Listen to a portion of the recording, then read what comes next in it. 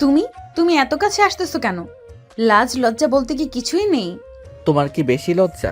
দাঁড়াও, তোমার শরীরের প্রতিটি অঙ্গ থেকে লজ্জা মুছে দিব, তারপর আমার সামনে আর লজ্জায় ভার হওয়া লাগবে না। রাফি, তোমার মুখে কিছু আটকায় না? শুধু মুখ না, আমার হাতও আটকায় না। এই বলে রাফি নীরার কোমরে হাত দিয়ে নীরাকে একেবারে কাছে টেনে নিল। দুজনে শুধু শ্বাস প্রশ্বাসের শব্দ শোনা যাচ্ছে। ছাড়ো রাফি, আমার লজ্জা করতেছে। না, আজকে যে তোমার কোনো কথাই শুনবো না। নীরার পিঠ দেওয়ালে ঠেকে গেছে। সামনে রাফি, চোখে এক অদ্ভুত আগুন। এই লোকটা যাকে সে সবসময় অবহেলা করেছে, যাকে অপমান করতে একটুও দ্বিধা করেনি, আজ এতটা ভয়ঙ্কর লাগছে কেন? এটা এটা ঠিক হচ্ছে না রাফি। আমি তোমার স্ত্রী, ঠিক আছে, কিন্তু এর মানে এই নয় যে... এর মানে কি সেটা বোঝার চেষ্টা করো। মুখে যাই বলো, তোমার চোখ যে অন্য কথা বলতেছে। আহা রে, আইসে আমার জ্যোতিষী। আমার চোখ কি বলে শুনি? তোমার চোখ বলতেছে রাফি প্লিজ আমাকে আজ তোমার ভালোবাসা দিয়ে পাগল বানিয়ে দাও। তাহলে পাগল বানিয়ে দিচ্ছ না কেন? রাফির কণ্ঠে গভীরতা, চোখে দাবানল। নীরার হাত দুটো রাফির শক্ত হাতে বন্দি হয়ে গেছে। পালাতে চাচ্ছে, কিন্তু পালানোর ইচ্ছাটা আসলেই আছে তো? তোমার সাহস হঠাৎ এত বেড়েছে কেন? সাহসের দরকার হয় না, যখন অধিকার থাকে। কথাটা বলেই রাফি এক ধাক্কায় নীরাকে আরও কাছে টেনে নেয়। নীরার শরীর শিউরে ওঠে, কিন্তু সে বুঝতে পারে এই প্রতিরোধটা কেবল মুখের। ভিতরে ভিতরে তার শ্বাস দ্রুত হচ্ছে। ঘর জুড়ে চাপা উত্তেজনা। রাফির শ্বাস প্রশ্বাস ভারী হয়ে উঠছে। আর নীরা, সে নিজের শরীরের প্রতিক্রিয়া লুকাতে ব্যস্ত। দেওয়ালের সঙ্গে চেপে ধরা অবস্থায় সে যেন অসহায়, কিন্তু আসলেই কি? তুমি তুমি কি ভুলে গেছো আমি কে? ভুলিনি, তুমি আমার স্ত্রী। আর স্বামী স্ত্রীর মাঝে এত বাধা কেন বলো তো? নীরার শরীর কেঁপে উঠল। রাফির স্পর্শ তার গায়ে আগুন ধরিয়ে দিচ্ছে। সে চেয়েও নিজেকে সরিয়ে নিতে পারছে না। এই বিয়েটা তোমার আর আমার কারোরই পছন্দের না, আমরা বাধ্য হয়েছি। কিন্তু রাতের বেলা যখন আমার নামে তোমাকে ডাকতে হয়, তখন কি মনে থাকে এটা একটা জোরপূর্বক সম্পর্ক? নীরার মুখ লাল হয়ে ওঠে। সে চোখ সরিয়ে নেয়, কিন্তু রাফির হাতের বাঁধন এতটাই শক্ত যে পলায়ন অসম্ভব। তুমি তুমি আমার সঙ্গে জোর করতে পারবে না। আমি জোর করছি না নীরা, আমি শুধু তোমার মুখোশটাকে সরিয়ে দিচ্ছি। রাফি নীরাকে ছেড়ে দেয়। নীরা দ্রুত সরে যায়। মনে হচ্ছে দম নেওয়ার জন্য মুক্তি পেয়েছে, কিন্তু তার হৃৎস্পন্দন যেন পালানো নয়, বরং আরও গভীর আকর্ষণের। রাফি ধীর পায়ে জানালার পাশে গিয়ে দাঁড়ায়। বাইরে রাতের শহর মেঘের ছায় ডুবে আছে। তোমার বাবা আমাকে তোমার জীবন থেকে সরিয়ে দিতে চায়, জানো? কি বললে? তোমার বাবা ভেবেছে আমাকে তোমার কাছ থেকে দূরে সরিয়ে দিলে সব কিছু সহজ হয়ে যাবে। কিন্তু তুমি জানো কি, আমি এখন তোমার স্বামী, আর আমার থেকেও সহজে দূরে থাকা যাবে না। নীরা হতভম্ব। তার বাবা কি সত্যি এমন কিছু করতে পারে? যদিও সে জানে তার বাবা তাকে অন্য কারোর কাছ সাথে দেখতে চায়, কিন্তু তাই বলি, আমার বাবা, সে কখনোই আমাকে বিপদে ফেলবে না। কখনোই? রাফির ঠোঁটের কোণে এক রহস্যময়ী হাসি খেলে যায়। পরের দিন সকালে নীরা বাবার সঙ্গে দেখা করতে যায়। তার মনে অস্থিরতা, সন্দেহ আর কৌতূহল। তুমি এখানে কেন? বাবা, তুমি কি রাফিকে আমার জীবন থেকে সরিয়ে দিতে চাও? তোমার জায়গা ওর পাশে নয় রিনা, তুমি এটা বুঝতে পারছো না, ও তোমার যোগ্য নয়। কিন্তু বাবা, তুমি এমন কিছু করতেছো না তো? যাও, ওকে। তুমি এসব প্রশ্ন কবে থেকে করতে শিখলে রিনা? তুমি কি ওর প্রতি দুর্বল হয়ে গেছো? নীরার শরীর কেঁপে ওঠে। বাবা সত্যি কিছু করেছেন? তাহলে কি রাফি ঠিকই বলেছিল? তার সবচেয়ে বড় প্রশ্ন, সে কি সত্যিই রাফির প্রতি দুর্বল হয়ে পড়েছে? নীরা বাবার চোখের দিকে তাকিয়ে বুঝতে পারছিল এখানে কিছু একটা আছে যা সে জানে না। আমি যা করেছি তোমার ভালোর জন্য করেছি রিনা। তুমি কি সত্যি ওর মতো একটা ছেলের সঙ্গে জীবন কাটাতে চাও? বাবা, আমি জানি না, কিন্তু তোমার এই গোপন পরিকল্পনা আমাকে ভয় পাইয়ে দিচ্ছে। তুমি কি রাফিকে কিছু করতে যাচ্ছ? তোমার চিন্তা করার দরকার নেই। আমি শুধু চিন্তা করতে চাই তুমি তোমার ভবিষ্যৎ নষ্ট করছো না। তুমি কি আমার সিদ্ধান্তকে সম্মান করতে পারো না? তুমি যদি নিজের ভালো বুঝো তাহলে তোমার সিদ্ধান্তের দিকে তাকাও। নীরা বাবার মুখে দিকে তাকিয়ে বুঝে গেল রাফির জন্য বিপদ অপেক্ষা করছে। গভীর রাত। নীরা নিজের রুমে অস্থিরভাবে পায়চারি করছিল। কেন যেন মনে হচ্ছে সবকিছু এলোমেলো হয়ে যাচ্ছে। তুমি চিন্তিত? নীরা হকচকিয়ে দরজার দিকে তাকালো। রাফি সেখানে দাঁড়িয়েছিল, তার চোখে এক অদ্ভুত ঝলক। তুমি তুমি কখন এসেছো? তোমার চিন্তাগুলো এত গভীর ছিল যে টের পাওনি। কি ভাবছো? তুমি কি সব জানো? হয়তো। তুমি কি জানতে চাও আমি কি করব? তুমি আমার বাবার বিরুদ্ধে কিছু করতে চাও? না, আমি শুধু তোমাকে তোমার নিজের অনুভূতির মুখোমুখি করতে চাই। আমার কোনো অনুভূতি নেই। রাফির ঠোঁটে এক রহস্যময় হাসি ফুটে উঠল। এক মুহূর্তে সব বদলে গেল। রাফি এক ধাক্কায় নীরাকে দেওয়ালের দিকে ঠেলে ধরল। তুমি তুমি সব সময় আমার ব্যক্তিগত জায়গায় আসো কেন? কারণ আমি জানি তুমি চাইলেও আমাকে দূরে সরিয়ে দিতে পারবে না। নীরার শ্বাস দ্রুত হয়ে উঠল, শরীর হালকা কাঁপছিল। তুমি নিজেকে নিয়ে এত আত্মবিশ্বাসী কেন?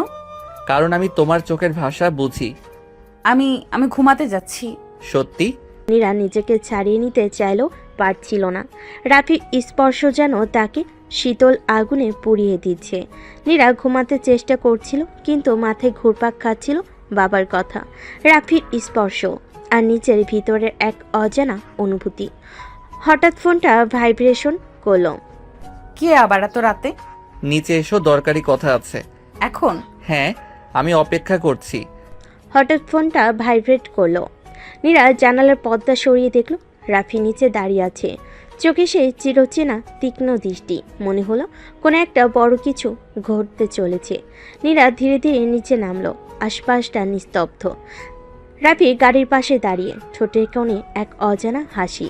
তোমার বাবা কি পরিকল্পনা করছে সেটা কি তুমি জানো? মানে তুমি কি বলতে চাচ্ছ? তিনি আমাকে শেষ করতে চান। তোমার জন্য, আমার জন্য এটা মোটেও ভালো কিছু নয়। না বাবা, এমন করবেন না। তাহলে বিশ্বাস করো, আমি যদি বাঁচতে চাই তাহলে আমারও কিছু করতে হবে। তুমি কি বাবার বিরুদ্ধে কিছু করবে?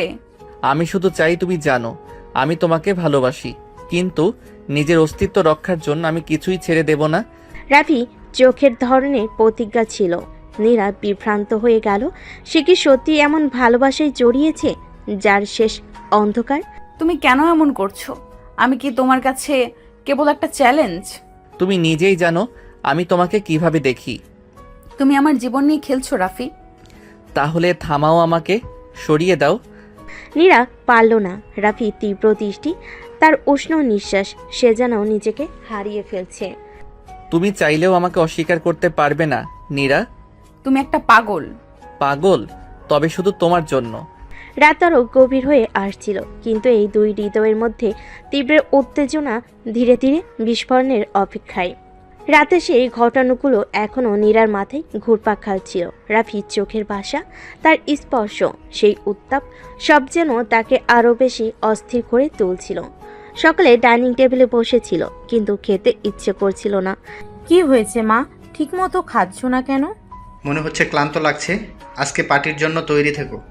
তোমার বাগদানের ঘোষণা দেওয়া হবে। কি? আমি কিছুই জানতাম না। তোমাকে জানানোর প্রয়োজন ছিল না।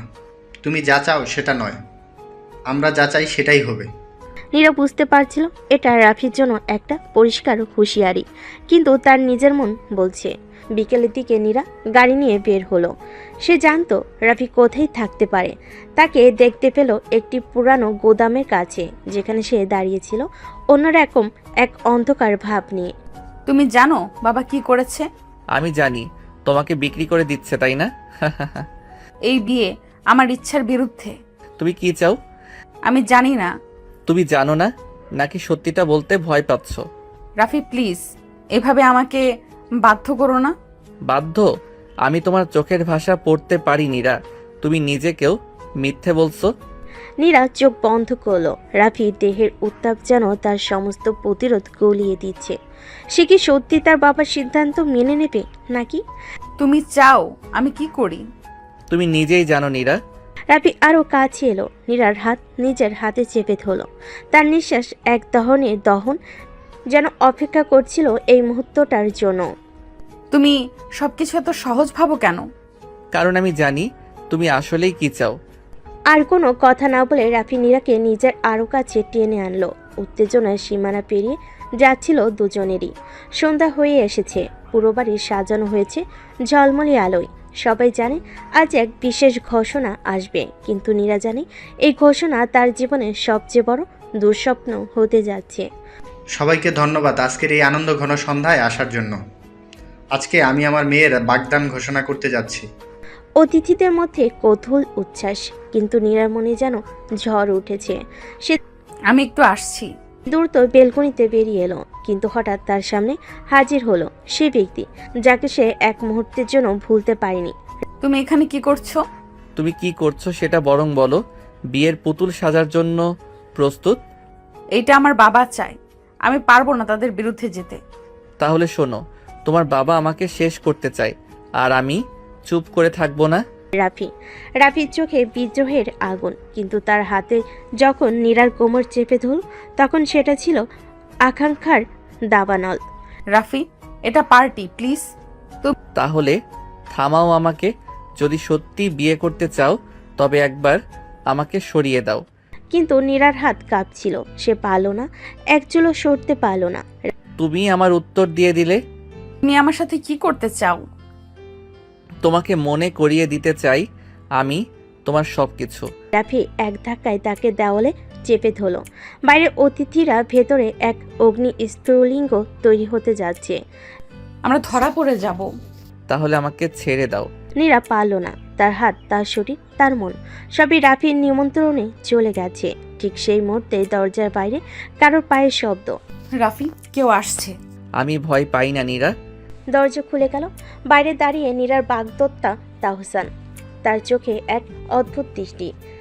আমি বুঝতেই পারছিলাম কিছু একটা হচ্ছে। তাহলে আমার বাগদত্তা একটা অপরাধী বাহুতে কি করছে? সে যদি আমার বাহুতে থাকে তাহলে বুঝতে হবে সে নিজেই চেয়েছে। চারপাশের বাতাস থমকে গেল। এবার যুদ্ধ শুরু হবে। নীরার বাগদত্তা তাহসানের সামনে রাফি বুক চিতিয়ে দাঁড়িয়েছিল, যেন চ্যালেঞ্জ ছুড়ে দিচ্ছে। নীরার হাত তখনও রাফির বাহু স্পর্শ অনুভব করছিল, কিন্তু তার মন ছিল আতঙ্কে ভরা। তুমি খুব সাহসী রাফি। জানো তো আমার সঙ্গে প্রতিযোগিতা করাটা তোমার জন্য কতটা বিপজ্জনক? আমি প্রতিযোগিতা করি না, যা আমার তা নিজেই নিয়ে নেই। তাহসান, এটা তেমন কিছু নয়। তোমাকে জোর করা হয়েছে নাকি তুমি নিজেই চাইছিলে? নীরা কোনো উত্তর দিতে পারল না।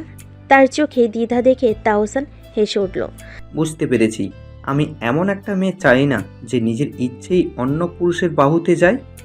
তাহলে ভালোই হলো, তোমার জন্য সময় নষ্ট করতে হবে না। তাহসান এবার রাগে থরথর করে কাঁপছিল। সে একটা ঘুষি মারতে যাচ্ছিল, কিন্তু রাফি তার হাত চেপে ধরে শক্ত করে মুছড়ে দিল। তুমি এটা করে ভুল করেছো রাফি। আমি যা করি সব হিসেব করেই করি।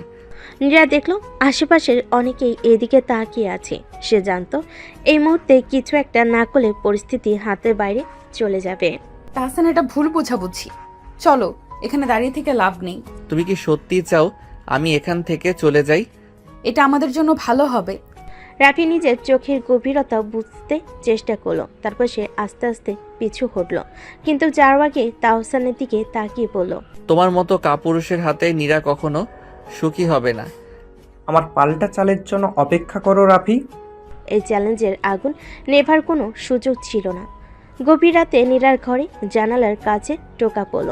তার বুক ধরফর করে উঠল, কারণ সে জানতো এটা কি হতে পারে। তুমি এখানে কেন? আমি কি তোমার সাথে দেখা করতে পারবো না? তুমি জানো না বাবা যদি জানতে পারে? তোমার ভয়টা বেশি নাকি আমার স্পর্শের আকাঙ্ক্ষা? নীরা কথা বলার আগে রাফি তার কোমরে হাত রাখলো। সিদ্ধারা দিয়ে যেন বিদ্যুৎ খেলে গেল। রাফি, এটা ঠিক না। তাহলে ঠেকাও আমাকে। কিন্তু নীরার শরীরের প্রতিটি কোষ জানতো সেই স্পর্শ চাইছিল। রাফির হাত যখন ধীরে ধীরে উপরে উঠল, তার নিঃশ্বাস দ্রুত হয়ে উঠল। এই রাতে, এই মুহূর্তে সে কি সত্যি নিজেকে আটকাতে পারবে? নীরার ঘরটায় তখন শুধু নীরবতা আর উত্তেজনার দোলাচল। রাফির আঙ্গুলের স্পর্শে যেন আগুন জ্বালিয়ে দিচ্ছে তার শরীরে, কিন্তু সে জানে এবার হারিয়ে গেলে আর ফেরা সম্ভব না। রাফি, এটা ঠিক না। আমি ঠিক ভুল বুঝি না নীরা, আমি শুধু তোমাকে চাই। তুমি কি আমাকে চাও না? নীরা চোখ বন্ধ করলো, যেন নিজের ভেতরে যুদ্ধটাকে শেষবারের মতো সামলানোর চেষ্টা করছে। কিন্তু রাফির হাত যখন তার ঘাড় বেয়ে নিচে নামলো, তখন সে জানলো আর সম্ভব না। তুমি আমার জীবন ধ্বংস করে দেবে রাফি। আমি তোমার জীবন হব, ধ্বংস নয়। রাফির ঠোঁট যখন নীরার ঘাট ছুঁল তখন সে আর নিজেকে ধরে রাখতে পারল না।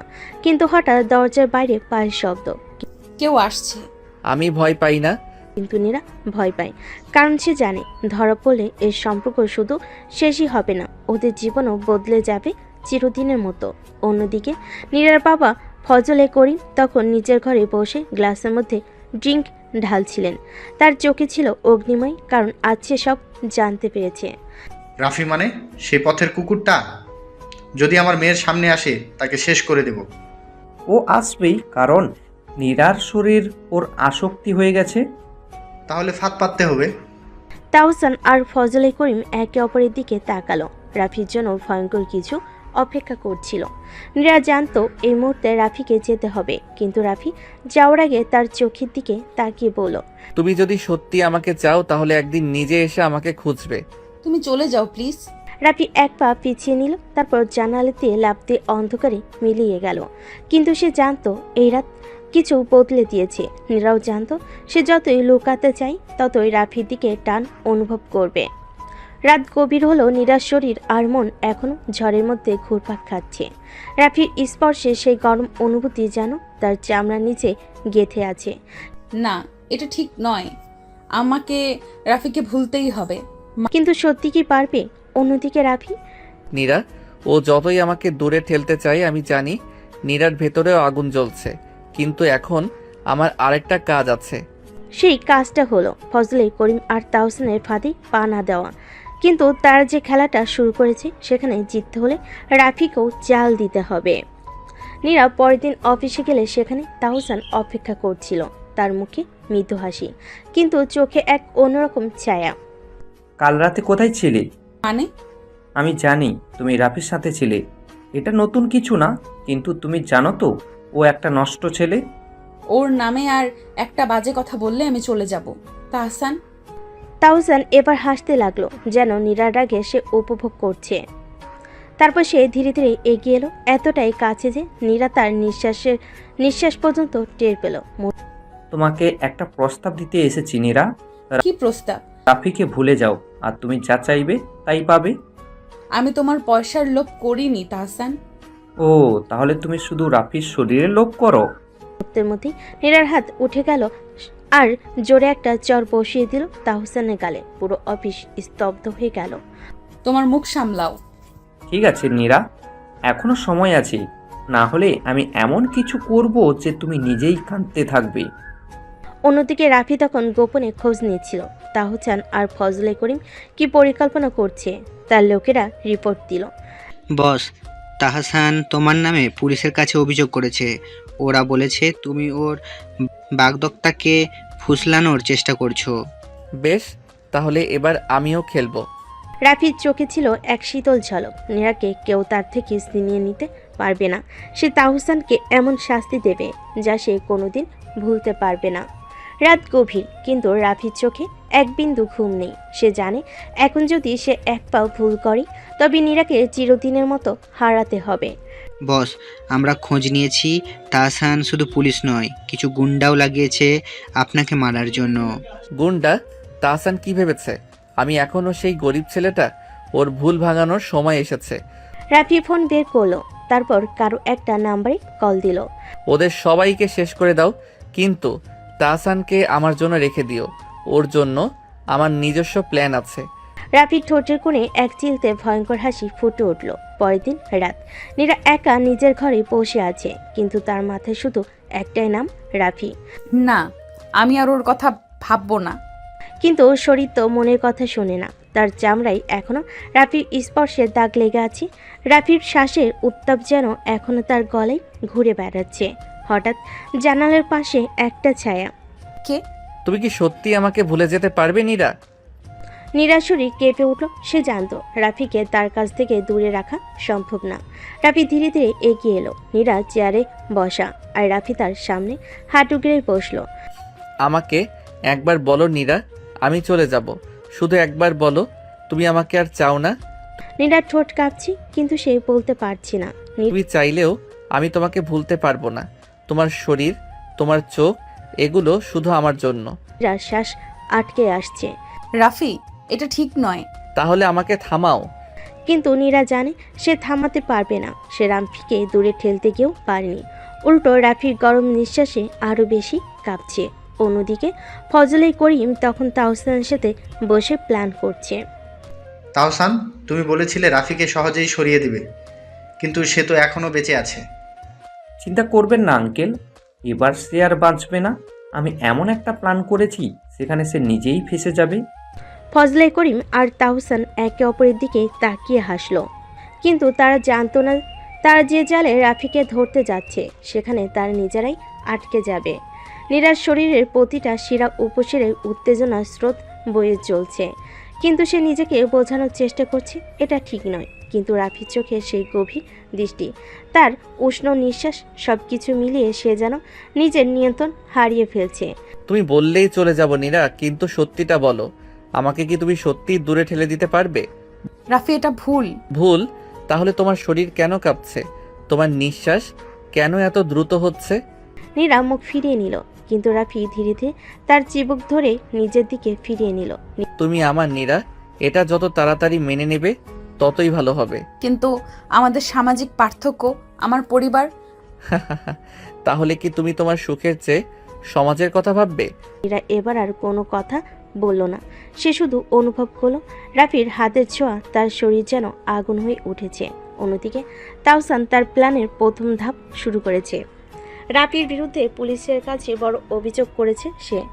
তাহসান সাহেব, আমরা আপনার অভিযোগ পেয়েছি। রাফিকে খুঁজে বের করা হবে। জানি অফিসার, ও এবার আর পালাতে পারবে না। কিন্তু তাহসান জানতো না রাফি কোনো সাধারণ ছেলে নয়। রাফি যখন নীরার ঘর থেকে বের হলো তখন সে খবর পেল পুলিশ তাকে খুঁজছে। বস, আমরা কি করব? পুলিশ একদম আমাদের পেছনে লেগেছে। পুলিশ আমার জন্য নয়, আমাকে ফাঁসানোর জন্য পাঠানো হয়েছে। আর আমি ঠিক করেছি এবার আমি ফাঁদেই ঢুকবো, কিন্তু খেলাটা আমার নিয়মে চলবে। রাফির চোখ ঝলসে উঠল প্রতিশোধের আগুন। রাত গভীর। রাফি জানে পুলিশ তার জন্য অপেক্ষা করছে। সে নীরার বাসা থেকে বের হতেই কয়েকটা গাড়ির হেডলাইট জ্বলে উঠল। রাফি, তুমি ধরা পড়ে গেছো। হাতে মাথা রেখে হাঁটু গেড়ে বসো। রাফি ধীরে ধীরে দাঁড়ালো, মুখে এক অন্যরকম রহস্যময় হাসি। তাহসান বড্ড তাড়াহুড়ো করেছে। তোমার খেলা শেষ। ঠিক তখনই দূরে একটা বিশাল বিস্ফোরণ। পুলিশের গাড়িগুলো এক মুহূর্তের জন্য কেঁপে উঠল। এই সুযোগে রাফি দ্রুত পাশের গলির অন্ধকারে মিশে গেল। ও পালালো কিভাবে? আমি তোমাদের টাকা দিলাম কেন তাহলে? স্যার, এটা একটা সেটআপ ছিল। রাফি আমাদের থেকেও এক ধাপ এগিয়ে। তাহসানের চোয়াল শক্ত হয়ে গেল। সে জানে এবার রাফি শুধু প্রতিশোধ নেবে না, ওর ধ্বংস নিশ্চিত করবে। নীরা জানালার পাশে দাঁড়িয়ে আছে। সে দেখছে রাফিকে ধরতে গিয়ে পুলিশ ব্যর্থ হলো, কিন্তু তার মনের ভেতরে একটা ভয় ঘুরপাক খাচ্ছে। রাফি কি সত্যি বিপদে? আমি জানি না সুমাইয়া, কিন্তু ওর জন্য আমার হৃদয়টা কেমন যেন কাঁপে। নীরা, তুমি কি সত্যি রাফিকে ভালোবেসে ফেলেছো? আমি জানি না সুমাইয়া, কিন্তু ওর জন্য আমার হৃদয়টা কেমন যেন কাঁপে। তাহলে সাবধান থাকো, কারণ রাফির সাথে থাকলে ঝড় আসবে। নীরা জানে ঝড় আসবে, কিন্তু সে কি তাতে ভেসে যাবে নাকি রাফির হাত ধরে বাঁচবে? শহরের এক নির্জন জায়গায় রাফি তার লোকজন নিয়ে বসে আছে। সামনে একটা মানচিত্র রাখা। তাহসানকে একটা শিক্ষা দিতে হবে। ও ভেবেছে আমি পালিয়ে যাব, এবার খেলা আমিই চালাবো। বস, আমরা প্রস্তুত, শুধু আপনার সিগন্যালে। তাহলে কাল রাতেই তাহসানের রাজত্ব কেঁপে উঠবে। রাফি চোখের আগুন এবার ধ্বংসের বার্তা দিচ্ছে। সামনে যা আসবে পুরো ছাই হয়ে যাবে। রাত গভীর। শহরের ব্যস্ত রাস্তাগুলো তখন শান্ত, কিন্তু তাহসানের অফিসের চারপাশে একটা ভিন্ন উত্তেজনা। তার দেহ রক্ষীরা সবসময় তৎপর, কারণ রাফির পাল্টা আঘাত যে কোনো সময় আসতে পারে। আমি এত টাকা খরচ করলাম, এত প্ল্যান করলাম, তবুও রাফিকে ধরতে পারলাম না। স্যার, রাফি খুব চালাক। সে আমাদের প্রত্যেকটা চাল আগে থেকেই ধরে ফেলেছে। তাহলে এবার তার হৃদয়ের জায়গায় আঘাত হানতে হবে। তাহসান টেবিলে রাখা একটা ছবি তুলল। ছবিতে নীরা। নীরা নিজের ঘরে বসে রাফির কথা ভাবছিল। সে জানে রাফির জীবন তার কারণে আরো বিপদে পড়েছে। হঠাৎ ফোনটা বেজে উঠল। অপরিচিত number. Hello. Good evening Ira, আমি তাহসান বলছি। আপনি আমাকে কেন ফোন করেছেন? কারণ তুমি আমার কাজের জন্য প্রয়োজনীয়। তুমি যদি চাও রাফি বেঁচে থাকে, তাহলে কাল রাত 8টায় আমার রেস্টুরেন্টে চলে আসবে একা। নীরার বুকের ধুকপুকানি বেড়ে গেল। সে জানে এটা একটা ফাঁদ, কিন্তু সে রাফিকে বাঁচাতে যাবে। অন্যদিকে রাফি তার প্ল্যানের শেষ প্রস্তুতি নিচ্ছে। তাওসানের অবৈধ ব্যবসার মূল হেডকোয়ার্টার আজ রাতেই ধ্বংস হবে। বস, আমরা তৈরি, কিন্তু শুনলাম তাহসান নাকি নীরার পেছনে লেগেছে। তাহলে আমার প্রথম টার্গেট হবে তাহসান নয়, নীরাকে বাঁচানো। রাফি এবার আরও ভয়ঙ্কর হয়ে উঠল। তাওসান ভেবেছিল সে রাফির দুর্বল জায়গায় আঘাত করেছে, কিন্তু সে জানে না রাফি যখন ভালোবাসে তখন সে ধ্বংস করতে ভয় পায় না। নীরা জানে তাওসানের ডাকে যাওয়া মানে নিজের জীবন ঝুঁকিতে ফেলা, কিন্তু সে যদি না যায় তাহলে রাফি আরও বিপদে পড়বে। এই দ্বিধা নিয়ে সে রাত 8টার দিকে রেস্টুরেন্টের দিকে রওনা দিল। বাহ নীরা, তুমি সময় মতো এসেছো। সত্যি বলতে আমি ভাবিনি তুমি এত সহজে ধরা দেবে। আমি এখানে এসেছি শুধু রাফিকে নিয়ে কথা বলতে। ও, তুমি এখনো বুঝতে পারোনি তাই না? রাফিকে আমি 1 সেকেন্ডেও শেষ করতে পারি, কিন্তু আমার আসল ইচ্ছে সেটা নয়। তাহলে তোমার আসল ইচ্ছে কি? তুমি নীরার শরীর ঘিন ঘিন করে উঠল। তাহসানের চোখে একটা হিংস্র লালসা। সে দ্রুত একপাশে সরতে চাইল, কিন্তু তখনই দুজন দেহরক্ষী তাকে চেপে ধরল। তুমি একটা জানোয়ার, আমাকে ছেড়ে দাও। চিৎকার করে লাভ নেই ডার্লিং, এখানে কেউ তোমাকে সাহায্য করতে আসবে না। রাফির লোকজন খবর এনেছে নীরা বিপদে। সে সময় নষ্ট না করে সঙ্গে সঙ্গে রওনা দিল। বস, আমাদের হাতে খুব কম সময়। তাহসান ওকে কোনো ক্ষতি করে ফেলবে না তো? আমি থাকতে কেউ নীরাকে ছুতে পারবে না। রাফির বাইক দ্রুত গতিতে ছুটে চল অন্ধকার রাস্তা ভেদ করে। তার চোখে ছিল একটাই প্রতিজ্ঞা, তাওসানের ধ্বংস। তাওসান নীরাকে শক্ত করে ধরে আছে, কিন্তু চোখে হঠাৎ আতঙ্ক ফুটে উঠল। স্যার, একটা সমস্যা হয়েছে। রাফি এখানে চলে এসেছে। কি? অসম্ভব। পরের মুহূর্তে দরজা ভেঙে ভিতরে ঢুকলো রাফি। তার চোখে আগুন, হাতে বন্দুক। হাত ছাড়ুন। ও, তুমি এসে গেছো? কিন্তু তুমি একা, আর আমি পুরো ফোর্স নিয়ে বসে আছি। রাফি হাসলো, ঠান্ডা এক ভয়ঙ্কর হাসি। আমি কখনো একা যাই না তাহসান। পরের মুহূর্তেই জানালার কাজ ভেঙে পড়ল। চারিদিক থেকে রাফির লোকজন ঢুকে পড়ল রুমে। তোমরা সবাই এখানে কিভাবে এলে? খেলা শেষ তাহসান, এবার শিকারি কে তা বুঝতে পারছো তো? পরিবেশ থমথমে। রাফির চোখ রাগে জ্বলছে, বন্দুকের নিশানা সোজা তাহসানের কপালে। তার চারপাশে তার বিধ্বস্ত লোকজন, আর তাহসানের দেহরক্ষীরা আতঙ্কে জমে গেছে। তুমি কি ভেবেছো আমাকে এত সহজে শেষ করে ফেলবে? আমি কাউকে সহজে মারি না তাহসান, কিন্তু যারা আমার ভালোবাসার মানুষের দিকে হাত বাড়ায় তাদের জন্য আমার কোনো দয়া নেই। রাফি প্লিজ, এক্ষুনি ওকে শেষ করো না। রাফির চোখে এক মুহূর্তের জন্য দ্বিধা দেখা গেল, আর ঠিক সেই সুযোগেই তাহসান তার কোমরের পিস্তল বের করে গুলি চালালো। গুলির শব্দে পুরো রেস্টুরেন্ট কেঁপে উঠল। রাফি দ্রুত পাশ কাটিয়ে গেল, কিন্তু তার কাঁধে একটা গুলি লেগে গেল। রাফি, আমি ঠিক আছি। রাফি লোকেরা সঙ্গে সঙ্গে পাল্টা আক্রমণ চালালো। গুলি ছুটতে লাগলো, চারদিকে বিশৃঙ্খলা ছড়িয়ে পড়ল। তোমরা সবাই মারো ওদের। কিন্তু রাফির প্ল্যান আগে থেকেই প্রস্তুত ছিল। তার লোকেরা কয়েক মিনিটের মধ্যেই তাওসানের বেশিরভাগ দেহরক্ষীকে নিষ্ক্রিয় করে ফেল। এখনো সব শেষ হয়নি রাফি। বলে সে দ্রুত পিছনের দরজা দিয়ে পালানোর চেষ্টা করলো, কিন্তু রাফি তাকে সহজে ছাড়ার পাত্র নয়। তাওসান অন্ধকার গলির মধ্যে দৌড়াচ্ছে, কিন্তু হঠাৎই তার সামনে একজন দাঁড়িয়ে গেল। তাহসান, তুমি কি সত্যি ভেবেছিলে তুমি পালাতে পারবে? তুমি তুমি এত দ্রুত এখানে এলে কিভাবে? তুমি সব সময় আমাকে হেয় করেছো, কিন্তু এবার ভুল করেছো। আজকের রাতেই তোমার শেষ রাত। তাওসান বন্দুক তুলতে গেলে, কিন্তু রাফি তার আগেই ট্রিগার টিপে দিল। গুলির শব্দে রাতের নীরবতা চূর্ণ হলো, আর তাওসানের শরীর ধপ করে মাটিতে লুটিয়ে পড়ল। রাফি তুমি ঠিক আছো? আমি ঠিক আছি নীরা, এখন আমাদের কারো ভয় পাওয়ার কিছু নেই। তাহসানের রাজত্বের সমাপ্তি হলো, কিন্তু এই যুদ্ধে রাফি কি সত্যি জিতেছে, নাকি আরও বড় কোনো বিপদ অপেক্ষা করছে? তাহসান শেষ, তার রক্তাক্ত শরীর গলির অন্ধকারে পড়ে আছে, কিন্তু রাফির মনে অদ্ভুত একটা অস্বস্তি কাজ করছে। সবকিছু এত সহজে হয়ে গেল।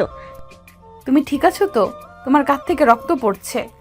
আমি ঠিক আছি নীরা, কিন্তু মনে হচ্ছে আমাদের আসল বিপদ এখনো আসেনি। ঠিক তখনই এক অজানা নাম্বার থেকে ফোন এলো। রাফি ফোন তুলতেই অপরিচিত একটা কণ্ঠস্বর ভেসে এলো। ফোন। তাহসান, তো সেফ একটা পুতুল ছিল। রাফি, তুমি কি ভাবছো সেই তোমার সবচেয়ে বড় শত্রু ছিল? তুমি কে? সময় হলে জানতে পারবে, শ্যাডো কিং। কিন্তু মনে রাখো, তুমি যদি বাঁচতে চাও তবে তোমার সবচেয়ে কাছের মানুষটাকে রক্ষা করতে পারবে তো। ফোন কেটে গেল আর রাফির চোখে ভয়ঙ্কর এক অগ্নিশিখা জ্বলে উঠল। পরের দিন সকালবেলা রাফি আর নীরা একসঙ্গে ব্রেকফাস্ট করছে। নীরা হাসি খুশি, কারণ তাহসান নামক দুঃস্বপ্ন শেষ হয়ে গেছে। কিন্তু রাফির মুখে চিন্তার ছাপ। তুমি এত চুপচাপ কেন? তাহসান শেষ, আমাদের তো এখন শান্তি পাওয়ার কথা। সবচেয়ে ভয়ঙ্কর যুদ্ধ তখনই আসে যখন আমরা ভাবি সব ঠিক হয়ে গেছে। ঠিক তখনই রেস্তোরাঁর দরজা ভেঙে কয়েকজন বন্দুকধারী ঢুকে পড়ল। রাফি, এবার তোমার শেষ ঘনিয়ে এসেছে। ওরা কারা? রাফি ঝটপট করে নীরার ধরে মাটিতে শুয়ে পড়ল আর সাথে সাথে গুলির ঝড় শুরু হয়ে গেল। রাফি দ্রুত টেবিলের আড়ালে চলে গেল, বন্দুক বের করলো। তার সঙ্গে থাকা কয়েকজন দেহরক্ষী পাল্টা গুলি ছুটতে লাগলো। তোমরা কে? কার নির্দেশে এসেছো? আমি সেই ব্যক্তি যে তোমার সমস্ত রাজত্ব ছিনিয়ে নেবে। রাফি, এবার তুমি শিকার। রাফি বুঝতে পারল তাহসান তো শুধু একটা চ্যাপ্টার ছিল, এখন তার সামনে দাঁড়িয়ে আছে নতুন এক ভয়ঙ্কর শত্রু, যে আরও দ্রুত, আরও নিষ্ঠুর। রেস্টুরেন্টের ভেতর গুলির ঝড় বয়ে যাচ্ছে। রাফি একের পর এক প্রতিপক্ষকে গুলি করছে, কিন্তু শত্রুরা যেন শেষ হতে চায় না। রাফি, আমরা এইভাবে বাঁচবো কিভাবে? আমি আছি নীরা, আমি তোমাকে কিছু হতে দেব না। ঠিক তখনই এক বন্দুকধারী লুকিয়ে পিছন থেকে রাফির দিকে বন্দুক তুলল, কিন্তু মুহূর্তের মধ্যেই একটা গুলি এসে তার মাথা উড়িয়ে দিল। বস, একা একা মজা নিচ্ছেন, আমাদেরকে একটু সুযোগ দিন। এত দেরি করলে কেন? ড্রামাটিক এন্ট্রি দিতে তো সময় লাগে বস। সালমান আত্মার দল রাফির পাশে এসে দাঁড়ালো। এবার পাল্টা আক্রমণের পালা। মাত্র কয়েক মিনিটের মধ্যে পরিস্থিতি বদলে গেল। রাফির লোকেরা পুরো এলাকা নিজেদের দখলে নিয়ে নিল। তুমি ভাবছো এটা তোমার বিজয়? বেঁচে থাকলে বিজয় নিয়ে কথা বলো। রাফির সামনে এগিয়ে গেল, বন্দুকটা শত্রুর কপালে ঠেকালো। তুমি জানো না তুমি কাদের বিরুদ্ধে গিয়েছো? আমি শুধু জানি, কেউ যদি আমাকে শেষ করতে চায় তবে তাকে আমি আগে শেষ করব। টিকার টানা হলো আর সেই লোকের দেহ নিতর হয়ে পড়ল। এবার সব শেষ? আমার মনে হয় না। রাফি জানে বড় কিছু এখনো সামনে আছে, কিন্তু এই মুহূর্তে তার সবচেয়ে জরুরি কাজ নীরাকে নিরাপদ রাখা। নীরা, আমাদের এখন থেকে আরো সাবধান থাকতে হবে। তুমি যেখানেই যাবে আমি তোমার সাথেই থাকবো। রক্তের এই খেলা কি সত্যি শেষ, নাকি শুধু এটা শুরু? দুপুরের আলো যেন ক্লান্ত হয়ে পড়েছে। একান্তে নীরা ও রাফি নিজেরাই নিজেদের সামলে নিচ্ছে, কিন্তু নীরার মুখে এখনো চিন্তার ছাপ। রাফি, তুমি তো বলেছিলে সব শেষ হয়ে গেছে, কিন্তু তোমার চোখে আমি এখনো যুদ্ধ দেখি। কারণ যুদ্ধ এখনো শেষ হয়নি। আমি শুধু অস্ত্র নামিয়েছি, হেরে যাইনি। তুমি কিছু লুকাচ্ছ আমার থেকে? যদি বলি তোমার সবচেয়ে কাছের কেউ তোমার পেছনে ছুরি মারতে চলেছে। রাফি নীরার মুখের দিকে তাকায়, কিন্তু কোনো উত্তর না দিয়ে উঠে চলে যায়। নীরার মনে প্রশ্নের ঢেউ। বিকেলে নীরা একা ছাদে বসে আছে। হঠাৎই সেখানে এসে দাঁড়ায় রাফির পুরনো শত্রু রায়ান। তুমি জানো রাফি কেমন লোক? সে একটা খুনি। তুমি এখানে কি করছো? আমি এসেছি তোমাকে সত্যি বলার জন্য। তুমি জানো রাফি আর মায়ের মৃত্যুর পেছনে নিজে জড়িত। তুমি মিথ্যা বলছো। সে শুধু প্রতিশোধের জন্য তোমাকে ব্যবহার করেছে। একদিন তুমি নিজেই বুঝবে। রায়ান চলে যায়, নীরার মুখে অস্পষ্ট দ্বিধা আর ভয়। রাতের বেলায় রাফি তার গোপন বেসমেন্টে বসে আছে। সামনে একটা ল্যাপটপ, ভিডিও চলছে যেখানে দেখা যাচ্ছে নীরার ফোনে কে মেসেজ পাঠাচ্ছে বারবার। তুই রায়ান, তোকে আমি শেষ করব। তুই আমার নারীতে বিষ ঢালতে চাস? বস, আপনার অনুমতি পেলে আমরা ওর ঠিকানা খুঁজে পেয়েছি। এই রাতেই শেষ করতে হবে। ও যেন বুঝে ছায়ার রাজাকে স্পর্শ করার মূল্য কি। রাফি আর সালমান গাড়ি নিয়ে বেরিয়ে পড়ে রাতের আধারে, যেখানে এক অন্ধকারে ফাঁদ পেতে বসে আছে রায়ান। রাতের আধারে শহরের বাইরে এক পুরনো গুদাম ঘর। ভেতরে টেবিলে বসে আছে রায়ান, সিগারেটের ধোঁয়ার মাঝে তার চোখে চরম আত্মবিশ্বাস। রাফি আসবেই, আর আজকে ওর লাশটা এখানেই পড়বে। সব লোক মোতায়েন করে দিয়েছি বস। একটা চড়াও হলে গুলি চলতে আর 1 সেকেন্ডও লাগবে না। রাফির সময় ফুরিয়েছে, এবার নীরাও আমার হবে। ঠিক তখনই বাইরে বড় বড় করে কয়েকটা এসইউভি এসে দাঁড়ায়। রাফি নামলো, চোখে ভয়ঙ্কর শীতলতা। রায়ান, তুই আমার নারীতে হাত দিতে চাস? আজ তোকে গুলি নয়, ছায়ার মতো অদৃশ্য মৃত্যু উপহার দিব। তুই এত ঘাবড়ে গিয়েছিস যে নিজেই মৃত্যুর মুখে এসেছিস রাফি। রায়ান হাত তুলে ইশারা করে। মুহূর্তে গুদামের চারপাশে ছুটে আসে মুখোশধারী বন্দুকধারীরা। বস, আপনার পাশেই আছি। আমার রক্তে আগুন জ্বলছে সালমান। এক একটা গুলিতে ছিটকে পড়ে রায়ানের লোকজন। রাফি নিখুঁতভাবে একের পর এক টার্গেট নিচ্ছে, আর সালমানের গুলির পাশ কাটিয়ে ঢুকে পড়ছে শত্রুদের বুকে। তুই একটা শয়তান। শয়তানকেও ভয় পাই, কিন্তু প্রেমিক হয়ে গেলে আমি নিজের মৃত্যু হয়ে যাই। রাফি এগিয়ে গিয়ে রায়ানের মাথায় পিস্তল ঠিকিয়ে নীরা জানবে তো তুই ওর জন্য কি করেছিস। তাই তো মরছিস, কারণ সে জানে আমি ওর জন্য মরতেও পারি। টানা হয়। রায়ানের শরীর নিথর হয়ে পড়ে। ভোরের আলোয় নীরা বারান্দায় দাঁড়িয়ে, চোখ লাল হয়ে গেছে, কিন্তু হৃদয়ে এক অজানা অশান্তি। রায়ান মরেছে, কিন্তু সে বলেছিল রাফি আমাকে ব্যবহার করছে। যদি সত্যি হয়? তুই জানিস ওকে দেখে আমার ভয় করে। প্রেম করে যেন, কিন্তু প্রতিশোধের আগুনও জ্বলছে ওর ভেতর। আমি জানি আমি ভয় পাই, কিন্তু আমি ভালোবাসি, তাকে হারাতে পারবো না।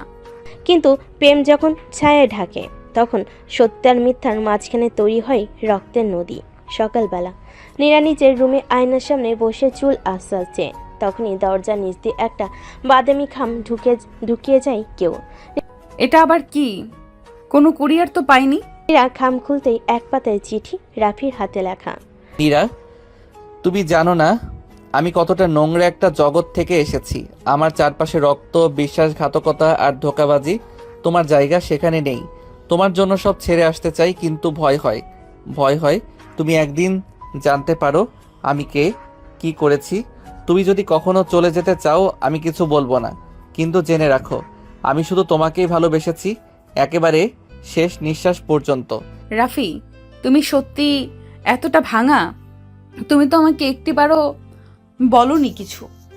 গভীর রাত, ছাদে একা বসে সিগারেট হাতে রাফি।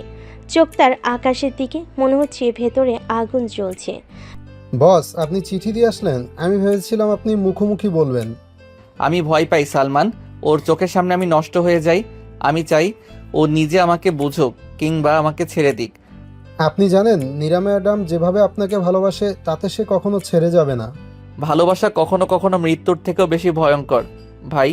নীরা ঘুমাতে পারছে না, বিছানায় শুয়ে শুয়ে বারবার চিঠিটা পড়ছে। হঠাৎই রাফির নাম্বারে কল করে বসে। হ্যালো। তুমি চিঠি দিয়ে কেন পালিয়ে গেলে রাফি? কারণ তুমি অনেক বেশি ভালো নীরা। আমি চাই না তোমার সাদা মনটা আমার মতো কালো জীবনে হারিয়ে যাক। তুমি জানো আমি তোমার পাশে থাকলেই নিজেকে নিরাপদ মনে করি। তুমি যতই অন্ধকার হও, আমার ভালোবাসা তোমার আলো হতে চায়। তাহলে তুমি আজ আমার কাছে আসবে? আমি তো সবসময় তোমার, শুধু শরীর নয়, মন, আত্মা, সবটুকু। নীরার কণ্ঠে কাঁপুনি ছিল, কিন্তু চোখে ছিল এক অসীম সাহস। প্রেম যখন ভয় পায়, তখন সে সত্যের কাছে মাথা নত করে না, সে লড়াই করে, আঁকড়ে ধরে। সন্ধ্যার দিকে ধোঁয়ায় ঢাকা রাফির পূর্ণ ঘর। গেট খুলে সাদা শাড়ি পরে হেঁটে আসে নীরা, চোখে শান্তি, ঠোঁটে দৃঢ়তা। তুমি এভাবে এলে কেন? তুমি ভেবেছিলে আমি শুধু তোমার আলোতে থাকবো? না রাফি, আমি তোমার অন্ধকারও ভালোবাসি। তুমি জানো না আমি কার কার রক্তে হাত রাঙিয়েছি। আমি শয়তানদের দুনিয়ায় শয়তান হয়ে উঠেছিলাম। তাই তো আমি এসেছি শয়তানকে মানুষ করতে, কুকুরকে প্রেম দিতে নয়। নীরা ধীরে ধীরে রাফির বুকের দিকে এগিয়ে যায়, মাথাটা ঠেকিয়ে দেয় তার বুকের মধ্যে।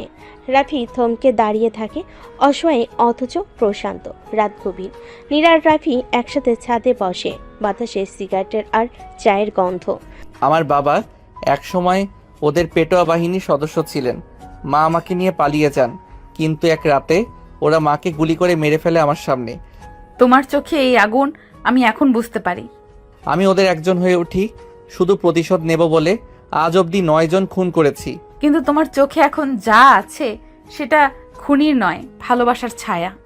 রাফির চোখে জমে ওঠে জল, হয়তো বহুদিন পর সে কান্নার সুযোগ পেল। নীরা রাফির বুকে মাথা রেখে বলল, আজ আমার কিছু চাই। তুমি আমাকে আগুনের মতো ছুঁয়ে যাও, যেন আমি তোমার দুঃসহ অতীতেও প্রিয় হয়ে উঠি। তুমি জানো তুমি কি বলছো? তুমি আমার শরীর স্পর্শ করো, আমি চাই আমার ত্বকে তোমার ছায়া জমুক। রাফি ধীরে ধীরে তার গাল ছুঁয়ে বলে, তুমি জানো আমি পশু হয়ে যাই যখন ভালোবাসি। তাহলে আজ আমাকে তোমার সবচেয়ে বন্য ভালোবাসা দাও। চাঁদের আলোয় তাদের ছায়া লেপটে যায়, বুকে বুকে ধরা পড়ে আগুনের ঢেউ। সে রাতে শুধুই শব্দ ছিল কামনার, ভালোবাসার আর বিশ্বাসের। সকালবেলা নীরা আর রাফি একসাথে নাস্তা করতে বসেছে। কাছের জানালার বাইরে কয়েকটা পুলিশের ছায়া দেখে চমকে ওঠে রাফি। দরজা খুলতেই রাফি রহমান, আপনার বিরুদ্ধে গোপন সূত্রে অভিযোগ এসেছে। আপনি একটি অবৈধ অস্ত্র সিন্ডিকেট অংশ, আপনাকে থানা যেতে হবে। আমি তো এখন ঘরে বসে প্রেম করছি ভাই, অপরাধ করলে তো প্রেমের সময় পেতাম না। আমার হাজবেন্ড কোথাও যাবে না। কোনো ওয়ারেন্ট আছে আপনার হাতে? ওয়ারেন্ট ঠিক রাতে পৌঁছাবে ম্যাডাম, অপেক্ষা করুন।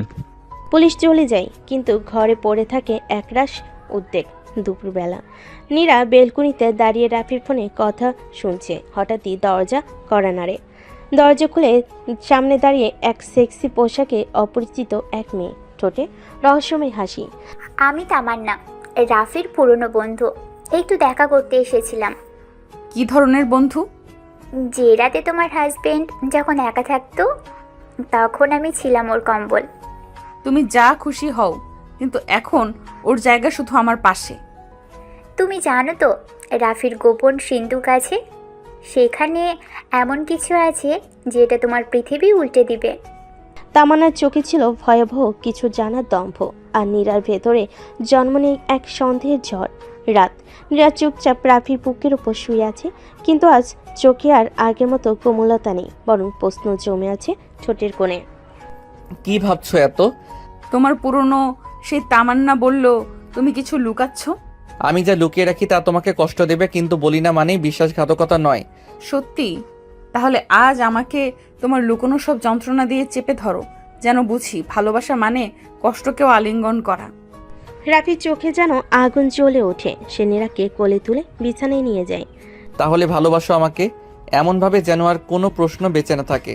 সে রাতে দুটি শরীর শুধু ঘামার আর্তনাদে বাধা ছিল না, তার খুঁজছিল একে অপরের সত্যি অন্ধকার ভাঙা অংশগুলো। রাত গভীর, রাফি ঘুমিয়ে। নীরা তার মুখের দিকে তাকিয়ে দীর্ঘশ্বাস ফেলে। ভালোবাসা আর সন্দেহে জর্জরিত এক চাহনি। তামান্নার চোখে যা ছিল সেটা শুধুই ইঙ্গিত নয়, সেখানে ছিল সতর্ক বার্তা। আমি যদি এখন না জানি, তাহলে কাল হয়তো সব শেষ হয়ে যাবে। নীরা ধীরে ধীরে উঠে দাঁড়ায়। টেবিলের নিচ থেকে রাফি সেই ছোট্ট লোহার সিন্দুকটা টেনে তোলে। চাবি পায় না, তবে সে জানে রাফি একটা চাবি সবসময় বালিশের নিচে রাখে। চাবি দিয়ে খুলতেই প্রথমে বেরিয়ে আসে কয়েকটা রক্তমাখা ছবি। এই লোকটা, এটা তো আমাদের বাসার পুরনো দারোয়ান। মেরে ফেলেছিল বলেই তো হঠাৎ চলে গিয়েছিল। তার এরপর সে দেখতে পাই একটা পুরনো ব্রেসলেট, যার ভেতরে খোদাই করা তপিলাস র চিরকাল। তামান্না। দরজার খটখটের শব্দে রাফির ঘুম ভাঙে। সে দেখে নীরা তার সামনে বসে আছে, আর তার পাশে খুলে রাখা সেই সিন্দুক। কে বলেছে তোমাকে এটা খুলতে? আমি কি শুধু তোমার শরীরের সঙ্গী? আমার কি জানার অধিকার নেই তুমি কাকে ভালোবেসেছিলে, কাকে মেরেছ? আমি তামান্নাকে ভালোবেসেছিলাম, কিন্তু সে আমাকে বিট্রে করেছিল। শত্রুদের হাতে আমার লোকদের নাম বিক্রি করে দিয়েছিল। আমি ওকে ছেড়ে দেইনি, কিন্তু আজও ভুলতে পারিনি। তাহলে আমি কি তোমার প্রতিশোধ ভুলে থাকার সঙ্গী? তুমি আমার ভালোবাসা যা আবার বিশ্বাস যোগায়, কিন্তু আমি জানি আমার ভেতরের দানব এখনো ঘুমায়নি। বাতাস ভারী হয়ে ওঠে, চোখে চোখ, দেহে আগুন। যদি আজ তোমার আগুন আমাকে পোড়াতে না পারে, তাহলে আমি কাল হয়তো তোমার ছায়াও সহ্য করব না। তাহলে পোড়াও আমাকে, তোমার ভালোবাসায়, তোমার রাগে, তোমার স্পর্শে। নীরা তার দিকে ঘুরে দাঁড়ায়, ঠোঁট কামড়ে বসিয়ে। তোমার গোপন যতটুকু হোক, আমি চাই আজ আমার ত্বকে সব লিখে দাও। ঠোঁটে কামড় বসিয়ে বলে। সেই রাতে বিছানার চাদরে লেখা ওই দুঃখের কবিতা, কামনার গল্প আর প্রতিজ্ঞার সশরীরই ভাষা। দুপুর, রাফি বাইরে কাজে গেছে, নীরা একা ফ্ল্যাটে। দরজার হঠাৎ বেল বাজে। দরজা খুলতে তামান্না দাড়ি, কালো স্লিপনেস, ঠোঁটে লাল লিপস্টিক আর চোখে আগুন। আশা করি আমার পুরনো প্রেমিক তোমাকে খুব ভালোভাবেই প্যাকেট খুলে দিয়েছে। তুমি যতটা ভাবো না। ও আমাকে শুধু বিছানায় ভালোবাসে, ও আমার ভেতরটাকে চেনে। তোমার ভিতরটা চিনে? তুমি জানো রাফি আমার কতটা গভীরে গিয়েছিল? ও আমাকে একটা ফাঁকা গ্যারেজে নিয়ে প্রথম সেই রাত এখনো গায়ে লেগে আছে। তুমি যা চাও, কিন্তু আজ থেকে রাফি শুধু আমার, আর তুমি ফেলে দেওয়া ছায়া। ভুল করছো মেয়ে। রাফিকে হারাতে হলে তোমাকে হারাতে হবে। আমি শুরু করেছি ঠিক এখনই। সন্ধ্যের দিকে রাফি বাসায় ফিরে আসে। তাকে দেখে নীরা হঠাৎই চুপ হয়ে যায়। তবু রাফি তার গলা ছুঁতে সে যেন এক অজানা ঘরে ঢুকে যায়। তামান্না এসেছিল তাই না? তুমি কিভাবে জানলে? আমি জানি ও তোমাকে টার্গেট করেছে, কিন্তু আজ রাতে আমি তোমার শরীরের প্রতিটি ইঞ্চিতে বিশ্বাস লিখব, যাতে কেউ তোমাকে আর ছুঁতে না পারে। রাফি নীরাকে বাথরুমে নিয়ে যায়। স্নান জলে দুজনের শরীর জড়ায় জলের মতোই। তোমার আঙুলে যদি যন্ত্রণা হয় তাও থেমো না। আমি চাই তুমি আজ আমার মালিকানা দাও। আজ শুধু মালিকানা নয়, তোমার শ্বাস, তোমার চিৎকার সবই আমার হবে। ফ্লোরে দেওয়ালে আয়নার সামনে যেখানে ছিল না কোনো প্রেমের ভাষা, শুধু দেহে লেখা প্রতিরোধ আর স্বর্গীয় পাগলপনা। রাত গভীর। নীরা একা বারান্দায় দাঁড়িয়ে হঠাৎ দেখে পাশের বিল্ডিংয়ের ছাদে কেউ তাকিয়ে আছে ওদের দিকে। কে হতে পারে? ছায়ামূর্তি একটা সিগারেট ধরায়, তারপর হাত নাড়িয়ে কিছু ইশারা করে। নীরার পা শিউরে ওঠে। সেই মুহূর্তে রাফি তাকে পেছন থেকে জড়িয়ে ধরে। ভয় পেয়েছো? কেউ ছাদ থেকে তাকিয়েছিল, ইশারাও করলো। তাহলে যুদ্ধ শুরু হয়ে গেছে নীরা। এখন শুধু প্রেম নয়, এখন লড়তে হবে, জান দিতে হবে। সকাল। রাফি কাজের ছুতোই বাইরে গেছে। নীরা পাশে একা। তামান্না ঠিক তখনই তার চালটা খেলে। দরজায় আবার বেল। নীরা ভেবেছিল কাজে লোক, তার নির্দ্বিধায় খুলে দেয়, কিন্তু পরক্ষণে নাকের সামনে কাপড় চাপা পড়ে। তামান্না ম্যাডাম বলেছে খেলনা চুরি করতে, খেলার মাঠটা ওর। নীরার শরীর ঢলে পড়ে। নীরার চোখ খুলে সে নিজেকে আবিষ্কার করে একটা পুরনো গ্যারেজে, হাত পা বাঁধা। সামনে তামান্না বসে আছে, রেশমি শাড়ি পরে, হাতে এক গ্লাস ওয়াইন। আমি শুরু করছি ঠিক এখনই। এখানেই রাফি আমাকে প্রথম ছুঁয়েছিল। আজ তোমাকে আমি ছুঁব না, শুধু ভাঙবো। রাফি আসবে, ও তোমায় শেষ করে দেবে। আসুক, রাফি দেখবে তোমার কান্না কতটা সুরে বাজে। তামান্না নীরের চুল মুঠো করে টেনে বলে, তোমার চোখে ভয়? ভালো, আজ ভয় আর কামনার মধ্যেকার পার্থক্যটুকু তোমার দেহে লিখে দেবো আমি। রাফি তখন জানতে পারে নীরা নিখোঁজ। তখনই সে শান্ত, কিন্তু যখন সিসিটিভিতে মুখোশধারীতে দেখে, তার চোখের ভাষা বদলে যায়। ওরা আমার নীরাকে ছুঁয়েছে, এখন আমি ওদের পুড়িয়ে দেব, নরক বানিয়ে দেব এই শহর। রাতে একসাথে 4টে গাড়ি ছুটে চলো পুরনো গ্যারেজের দিকে। চারপাশ থেকে ঘিরে ফেলে রাফির দল। নীরা, আমি এসেছি। গ্যারেজে ঢুকে সে দেখে নীরার গায়ে কিছু অংশে আঘাতের দাগ, চোখে জল। তামান্না তখনও দাঁড়িয়ে অস্ত্র হাতে। তোমার মালিকানা নষ্ট করলাম না রাফি, শুধু তোমার অহংকারটা ভাঙলাম। তুমি যা হারিয়েছো সেটা আমি ফিরিয়ে দিচ্ছি না, এখন যা নিতে এসেছি সেটা রক্ত। তখনই গুলি চলে, দুপাশ থেকে শব্দ। তামান্নার গায়ের পাশে গুলি লাগে, সে মাটিতে পড়ে। এখন থেকে কেউ যদি তোমার দিকে তাকায়ও আমি ওর চোখ গলিয়ে দিব। রাত গভীর। রাফি নীরাকে বিছানায় শুয়ে দেয়, তার আঘাতে হাত বুলিয়ে দেয় কোমলভাবে, কিন্তু নীরার চোখে এক অন্যরকম প্রশ্নের ছায়া। তুমি কিভাবে জানলে আমি কোথায় ছিলাম? তোমার ফোনে ট্র্যাকিং সফটওয়্যার ছিল, আমি তোমায় হারাতে পারি না। তুমি কেমন করে এত লোক মেরে ফেললে? তুমি তো একদিন স্বাভাবিক ছেলে ছিলে, এত রক্ত কিভাবে তোমার হাতে এলো? তুমি আমার শরীর ভালোবাসো নীরা, কিন্তু যদি আমার অতীত জানো তাহলে হয়তো আমায় ছুঁতেও ভয় পাবে। পরের দিন নীরা রাফির ফ্ল্যাটে এক গোপন ঘরে দরজা খোলে। ভিতরে শুধু অন্ধকার নয়, দেওয়াল জুড়ে ছবি, অস্ত্র, মৃত লোকজনের রেকর্ড। এইসব কি তোমার শিকারের তালিকা? তারা কেউ সাধু ছিল না, তারা আমার মাকে মারছিল, আমার বাবার রক্ত শুকিয়ে দিয়েছিল। আমি তাদের বিচার করেছি নীরা, আমার মতো করে। তুমি কি খুনি?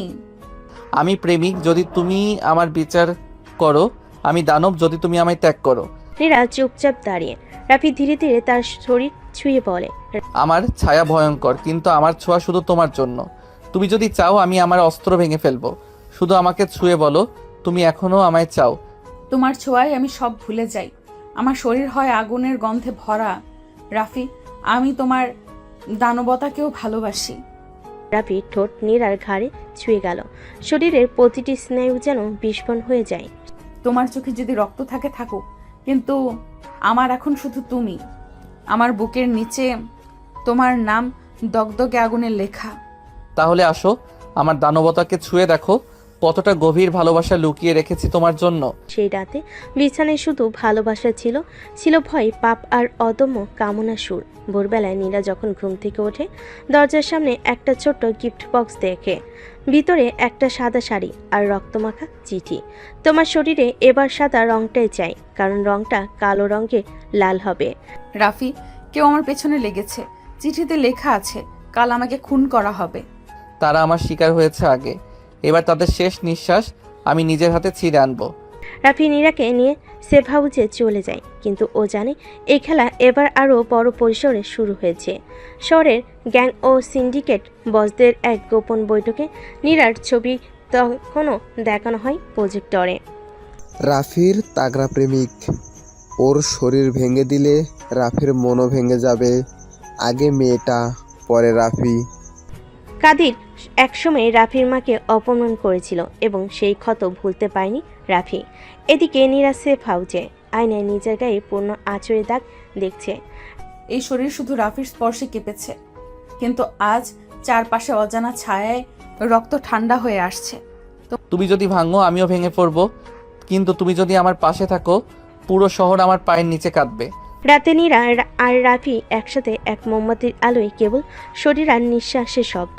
তোমার বুকে মাথা রাখলেই আমার ভয়গুলো মরে যায়। তোমার গায়ের প্রতিটি দাগ আমার অস্তিত্বের চিহ্ন, কেউ ছুলে সে চিহ্নে আগুন জ্বলবে। কিন্তু হঠাৎই জানালার বাইরে ধাই এক গুলি এসে দেওয়ালে লাগে। নীরা, নিচে যাও। স্নেহ আর কামনার মাঝে হঠাৎ রক্তের গন্ধ। সেই রাতে শুধু চুমু নয়, চোখে চোখে রেখে যুদ্ধ শপথ নেয় ওরা। দুপুরের রোদ। নীরা এক বন্ধুর সাথে ঢাকার গুলশানের এক অভিজাত শপিং মলে ঢোকে। রাফি বাইরে গাড়িতে অপেক্ষা করছে। হঠাৎ তিনজন মুখোশধারী লোক নীরাকে জোর করে এক অন্ধকার রুমে টেনে নিয়ে যায়। ছাড়ো আমাকে, আমি বলছি। রাফি, আসলে তোমরা কেউ বাঁচবে না। তোমার রাফি তো এখন গাড়ির জানালায় গুলি খাচ্ছে। এবার তুমি প্রিন্সেস এক্সক্লুসিভ ডেড পার্টি। রাফির গাড়ির জানালে গুলি লাগে। সে সামান্য আঘাত পায়, কিন্তু নীরা চিৎকার তার কানে পৌঁছায়। তোমরা আজ ভুল জায়গায় খেলছো, আমি আসছি হাড্ডি গুড়িয়ে দিতে। নীরার মুখে কষ্টেপ, হাত পা বাঁধা। একজন মুখোশধারী লোক তাকে ছুঁয়ে বলতে থাকে, তুমি রাফির পছন্দ, তাই তোমার শরীরটা আগে ছিঁড়ে দেখেনি। তোমরা যদি আমায় ছো, রাফি তোমাদের ছায়াকেও পুড়িয়ে দেবে। ঠিক সেই সময় দরজা ভেঙে ঢুকে রাফি, সাদা শার্টে রক্ত, হাতে পিস্তল। তোমরা আমার শরীর ছুঁয়েছ না, আমার ভালোবাসার শরীর ছুঁতে চেয়েছিলে, এখন তোমাদের শরীর পচবে। গুলি ছুটে যায় একটার পর একটা। রাফির চোখে নেশা নয়, আগুন। রাফি নীরার বাঁধন খুলে তাকে জড়িয়ে ধরে। তোমার সেই রক্তমাখা মুখটা আমি ভয় পাচ্ছি, অথচ তোমার বুকে লুকাতে চাই। তোমার শরীর কেউ ছুঁতে পারবে না, কারণ আমার ভালোবাসা এখন একটা যুদ্ধ। সেই রাতে হোটেলের রুমে নীরা রাফির বুক ছুঁয়ে বলে, তুমি যদি মারো তখন ভয় পাই, কিন্তু যখন জড়িয়ে ধরো তখন নিজের অস্তিত্ব হারিয়ে ফেলি। তোমার শরীর শুধু আমার যুদ্ধক্ষেত্র, আর আমার ঠোঁট হলো বিজয় পতাকা। বিছানায় তখন যুদ্ধ থেমে গেছে, কিন্তু শরীরের কামনার আগুনে ভালোবাসা চিৎকার করে ওঠে। গভীর রাতে রাফি ল্যাপটপে একটি ফোল্ডার খুলে ফ্যামিলি ডার্ক সাইড নামের ভিডিও। এই ফোল্ডার একসময় তার মা রেখে গিয়েছিল। তখন তা খুলে বেরিয়ে আসে এক ভয়ঙ্কর দৃশ্য। ভিডিওতে দেখা যায় এক গুদাম ঘরে রাফির বাবা হাত বাঁধা অবস্থায় আর সামনে দাঁড়িয়ে। তুই এত সৎ ছিলি বল, এখন তোকে দেখছি কিভাবে তোর রক্তের গন্ধ ওঠে। মাহির চৌধুরী, এই নামটা শুনলেই রাফির হাত কাঁপে না, বরং শক্ত হয়ে যায়। আমার বাবা সৎ ছিল, তুমি ছিলে বিষাক্ত। এবার আমি সেই বিষ নিঃশেষ করব। সে রাতে নীরা জানে না কি ঘটেছে। রাফি তার কাঁধে হাত রেখে বলে, তুমি জানো আমি কেন আজকাল এতটা উগ্র হয়ে উঠেছি? আজ তোমাকে জানাতে হবে।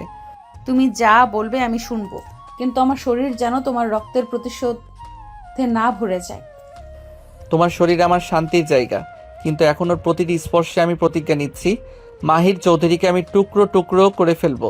নীরা ওর ঠোঁটে ঠোঁট রেখে বলে, তুমি মারো, জ্বালো, ভাঙো, কিন্তু রাতে ফিরে এসো আমার কাছে, কারণ এই শরীর শুধু তোমার। দিন রাফি আর নীরা গিয়েছিল একটি গ্ল্যামার্স পার্টিতে। সে পার্টির হোস্ট সাফিনা মাহির, মাহির চৌধুরীর একমাত্র মেয়ে রাহি। রাফি ছদ্মনামে সেখানে উপস্থিত, চোখে কালো সানগ্লাস, মুখে হাসি। আপনার নাম রোহান, তাই তো? আপনি আসলেই ইন্টারেস্টিং। ইন্টারেস্টিং লোকদের সাথে ইন্টারেস্টিং খেলা হয় মিস সাবরিনা। নীরা একটু দূরে দাঁড়িয়ে, কিন্তু তার চোখে আগুন, কারণ সে দেখছে তার প্রেমিক অন্য নারীর সঙ্গে হাসছে। এই খেলা তুমি খেলছো রাফি? তাহলে আমি বুঝিয়ে দেব কে কার শরীরে খেলা খেলতে পারে। পার্টি শেষে রাত বাড়ে। নীরা রাফিকে জিজ্ঞেস করে না কিছু, বরং সে নিজের ফাঁদে ফেলার প্ল্যান সাজায়। পরের দিন দুপুরে নীরা নিজেই সাবিনার অফিসে যায়। ও, তুমি তো সেই বাড়িতে এসেছিলে রোহনের সঙ্গে। হ্যাঁ, আমি ওর ক্লোজ বন্ধু। তবে এখন থেকে আমি তোমার বন্ধু হতে চাই। ইন্টারেস্টিং, এত হট আর কনফিডেন্স মেয়ে তুমি। I like bold women. Neera টেবিলের উপর ঝুঁকে বলে, বোল্ড হতে হলে শরীরের কনফিডেন্স দরকার, আর সেটা আমার আছে, ঠিক যেমন তোমারও আছে। তাহলে একটু গেম খেলি। সাবিনা প্রথমে একটু দ্বিধায় পড়ে, তারপর ফিসফিসে বলে, dinner tonight all yours, let's see who bold you really are. সে রাতেই অন্যদিকে রাফি ঢুকে পড়ে মাহির বিশাল বাংলায়, চোখে নাইট ভিশন গগলস, রাতে হাতে এক পুরনো ম্যাপ। নিচতলার স্টোর রুমে বাবার কেসের ডকুমেন্টস লুকানো ছিল। এখন ওখানে ঢুকতে হবে, নইলে ইতিহাস পুড়ে যাবে। দরজা খুলতেই এক প্রাচীন ফাইল খুলে যায়। কেস 2009, SH রফিকুল নামের লাল ফাইল। হঠাৎ পিছন থেকে কড়া আওয়াজ। কে ওখানে? তোর শেষ দেখা। কাটকে বেঁধে রাফি ব্যাগে ফাইল ঢুকিয়ে বেরিয়ে আসে। সেই রাতে ডিনারে নীরা লাল ডিপনেক গাউন পরে আসে। সাবিনার চোখে পড়ে আগুন। তুমি সত্যি অনেক বেশি ডেঞ্জারাস। তুমি ভাবছো আমি তোমার ফ্লার্টিংয়ে ভাঙবো? না, আমি তোমার কাছ থেকে তোমার সব কিছু বের করে আনবো, এমনকি তোমার বাবার গোপন তথ্য। তুমি কি রোহনের প্রেমিকা?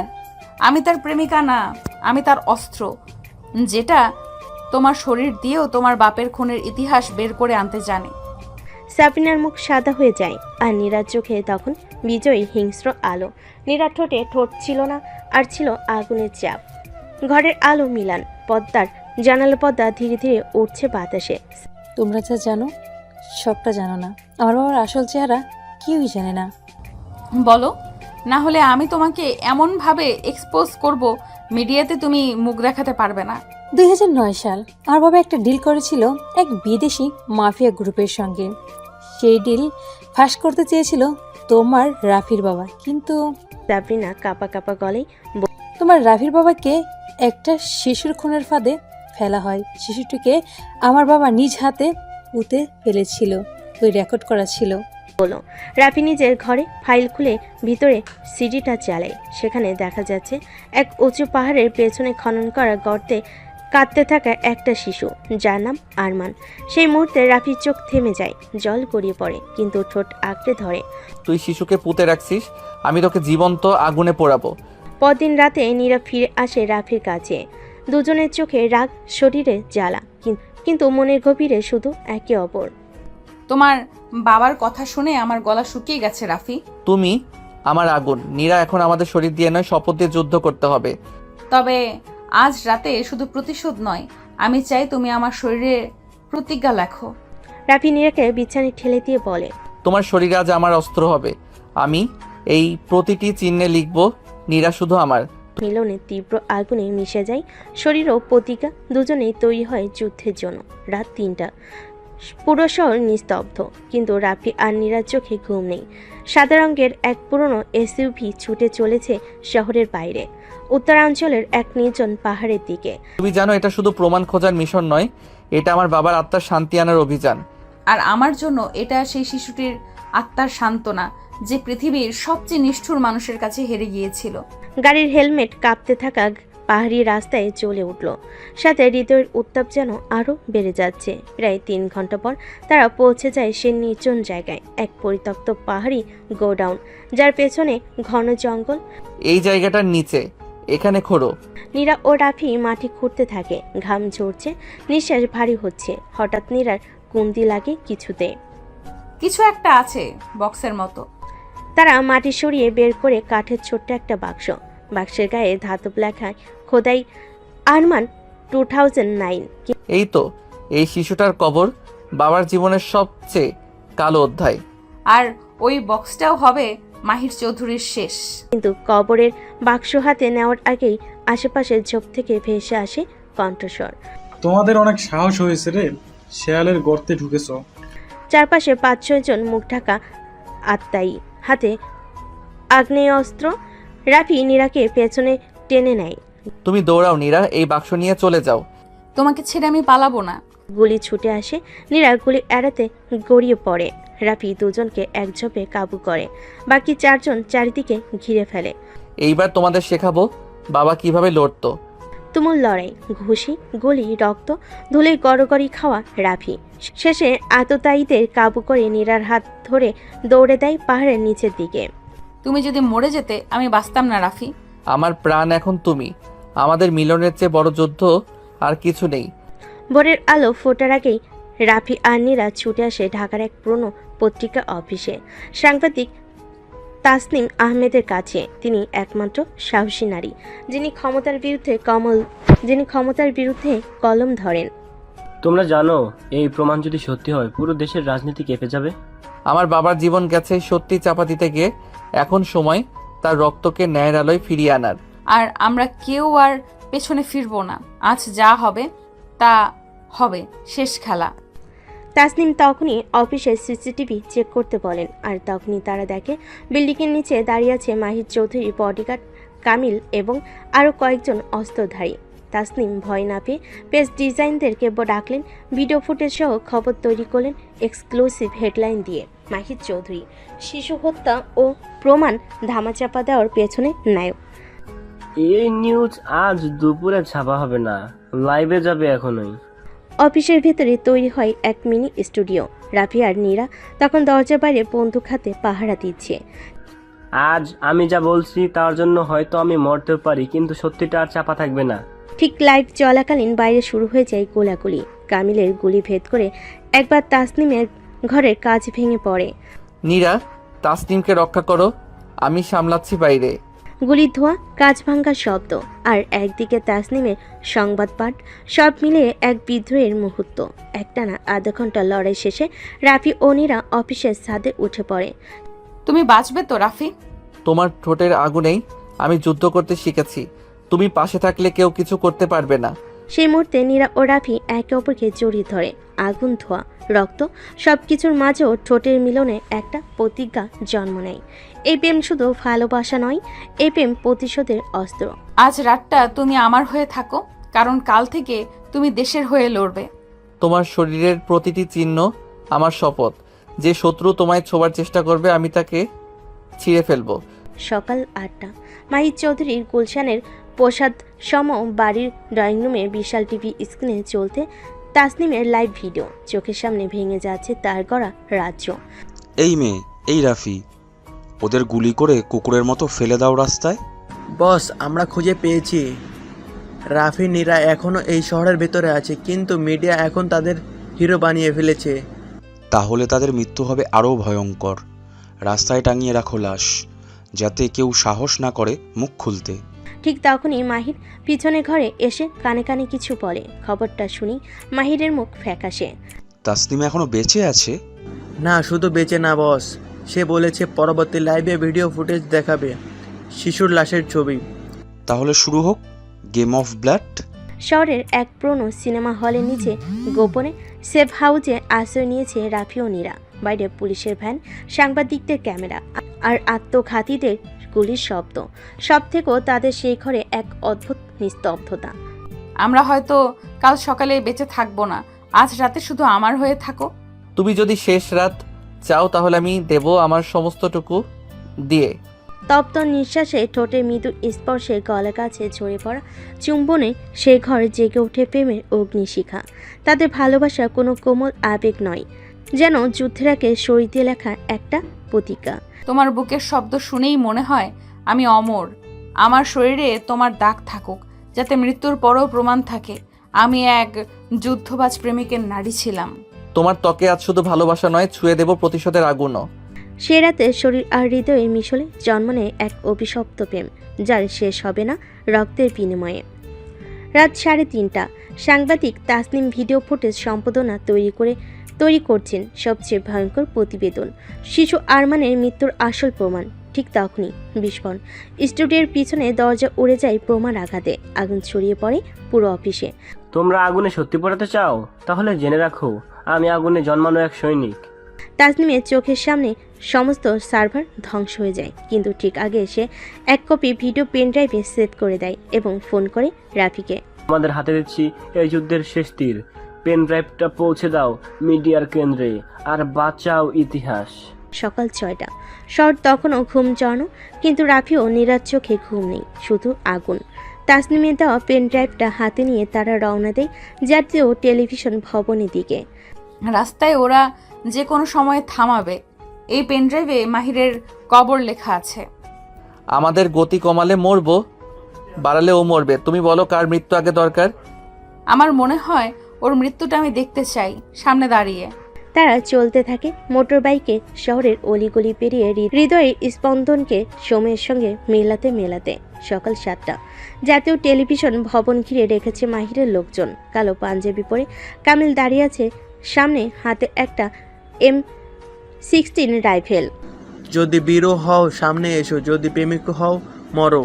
প্রেমিকরাই শেষ পর্যন্ত বীর হয়। নীরা কভার দিচ্ছে। রাফি ডানে পাশে লাফ দিয়ে ঢুকে যায় বিল্ডিংয়ের ভেতরে। গুলির শব্দে কেঁপে ওঠে দেওয়ালগুলো। রাফি দৌড়াও, কন্ট্রোল রুম সোজা সামনের করিডোরে। রাফি দৌড়ে, পিছন থেকে কামিলের গুলি তার কাজ ছুঁয়ে যায়, রক্ত ঝরে, কিন্তু সে পড়ে না। সকাল 7:10। রাফি কন্ট্রোল রুমে ঢুকে পড়ে। অফিসাররা প্রথমে থমকে যায়, তারপর ভিডিও দেখে বোঝে এই ছেলে সত্যিকারের নায়ক। সারা দেশের মানুষ চোখ মেলো, এই ভিডিওতে যে শিশুটার রক্ত সেটা তোমার ভবিষ্যৎ। এই লাশের পেছনে যে মুখটা দেখছো সে মাহির চৌধুরী। স্ক্রিনে ভেসে ওঠে শিশুর মৃতদেহ, হাসপাতাল চেম্বারে মাহিরের পয়সা ছুঁড়ে দেওয়া আর মাফিয়াদের জাল। আমার নাম রাফি, আমি একজন গরিব ছেলের প্রেমিক। আমি বিদ্রোহ করেছি ভালোবাসা দিয়ে। এখন যদি মরিও তবু মাথা উঁচু করে মরবো। তুমি মরবে না, কারণ তুমি এখন জনগণের রক্ত। দেশের মানুষ ফুঁসে ওঠে। সোশ্যাল মিডিয়া ছেয়ে যায় সেই লাইভ ভিডিও দিয়ে। মাহির চৌধুরীর নাম এখন ঘৃণার প্রতীক। বাংলোর ছাদে তখন টুপটাপ বৃষ্টি। নীরা ও রাফি এক চাদর জড়িয়ে বসে আছে। নীরবতা আর উত্তাপ তাদের চারপাশে ঘুরছে। তোমার শরীরটা কেন জানি বৃষ্টির ছোঁয়ার মতো ঠান্ডা না, বরং আগুন। তুমি নিজেই তো আগুন, আমি তো শুধু পুরি তোমার স্পর্শে আর তোমার ওই মায়াবী চোখে। তুমি কি এখনো আমাকে শুধু শরীর দিয়ে চাও? আমি তোমার প্রতিটা নিঃশ্বাস চাই, যেটা ঠোঁট ছুঁয়ে বের হয়, যেটা বুক কাঁপিয়ে তোলে। নীরা ধীরে ধীরে মুখটা রাফির বুকে গুজে দেয়। তার আঙ্গুল রাফির পেটের উপর নাচে। একটানা বৃষ্টির আওয়াজ যেন তাদের শরীরের ভিতরে সুর ছুঁয়ে যায়। তোমার এই ছোঁয়া আমি চাই, যেন থেমে না যায় কোনোদিন। তোমাকে ছুঁয়ে আমি বেঁচে আছি। সেই রাতে নীরা আর রাফি বাংলোর বেডরুমে। হালকা আলো, পাতলা সিল্কের গাউন পরে নীরা বিছানায় ধারে বসে। রাফির চোখে তখন তীব্র আগুন। তোমার এই চুলের গন্ধ আমাকে পাগল করে তোলে। তুমি ছাড়া আমি আমার শরীরটাই চিনতে পারি না। রাফি গাউন সরিয়ে তার কাঁধে ঠোঁট রাখে। নীরার দেহ শিউরে ওঠে। নীরার শ্বাস প্রশ্বাস বেড়ে যাচ্ছে। রাফির ভালোবাসা পাওয়ার জন্য পাগল হয়ে যাচ্ছে। আর একটু নিচে নামো, সেইখানে আমার নিঃশ্বাস আটকে যায়। তোমার ত্বক এত কোমল কেন? আমি তো প্রতিবার ভাঙি তোমায় ছুঁয়ে। এক একটা চুমু, এক একটা স্পর্শ যেন বিদ্যুৎ। বিছানা ধীরে ধীরে ভিজে ওঠে ঘামার আবেগে। পরের দিন সকালে নীরা আয়নার সামনে, গলায় এখনো রাফির চুমু দেখ। সে হেসে উঠে বলে, তুমি আমাকে দাগে দাগে চেনাও। এই দাগ শুধু ভালোবাসার না, আমার মালিকানার চিহ্ন। এমন সময় বাইরের দরজায় একটা খাম পড়ে। নীরা কুড়িয়ে নিয়ে খুলে পড়ে। রাফি, এটা মাহির পাঠিয়েছে। খামে লেখা, আজ রাতেই সব শেষ হবে।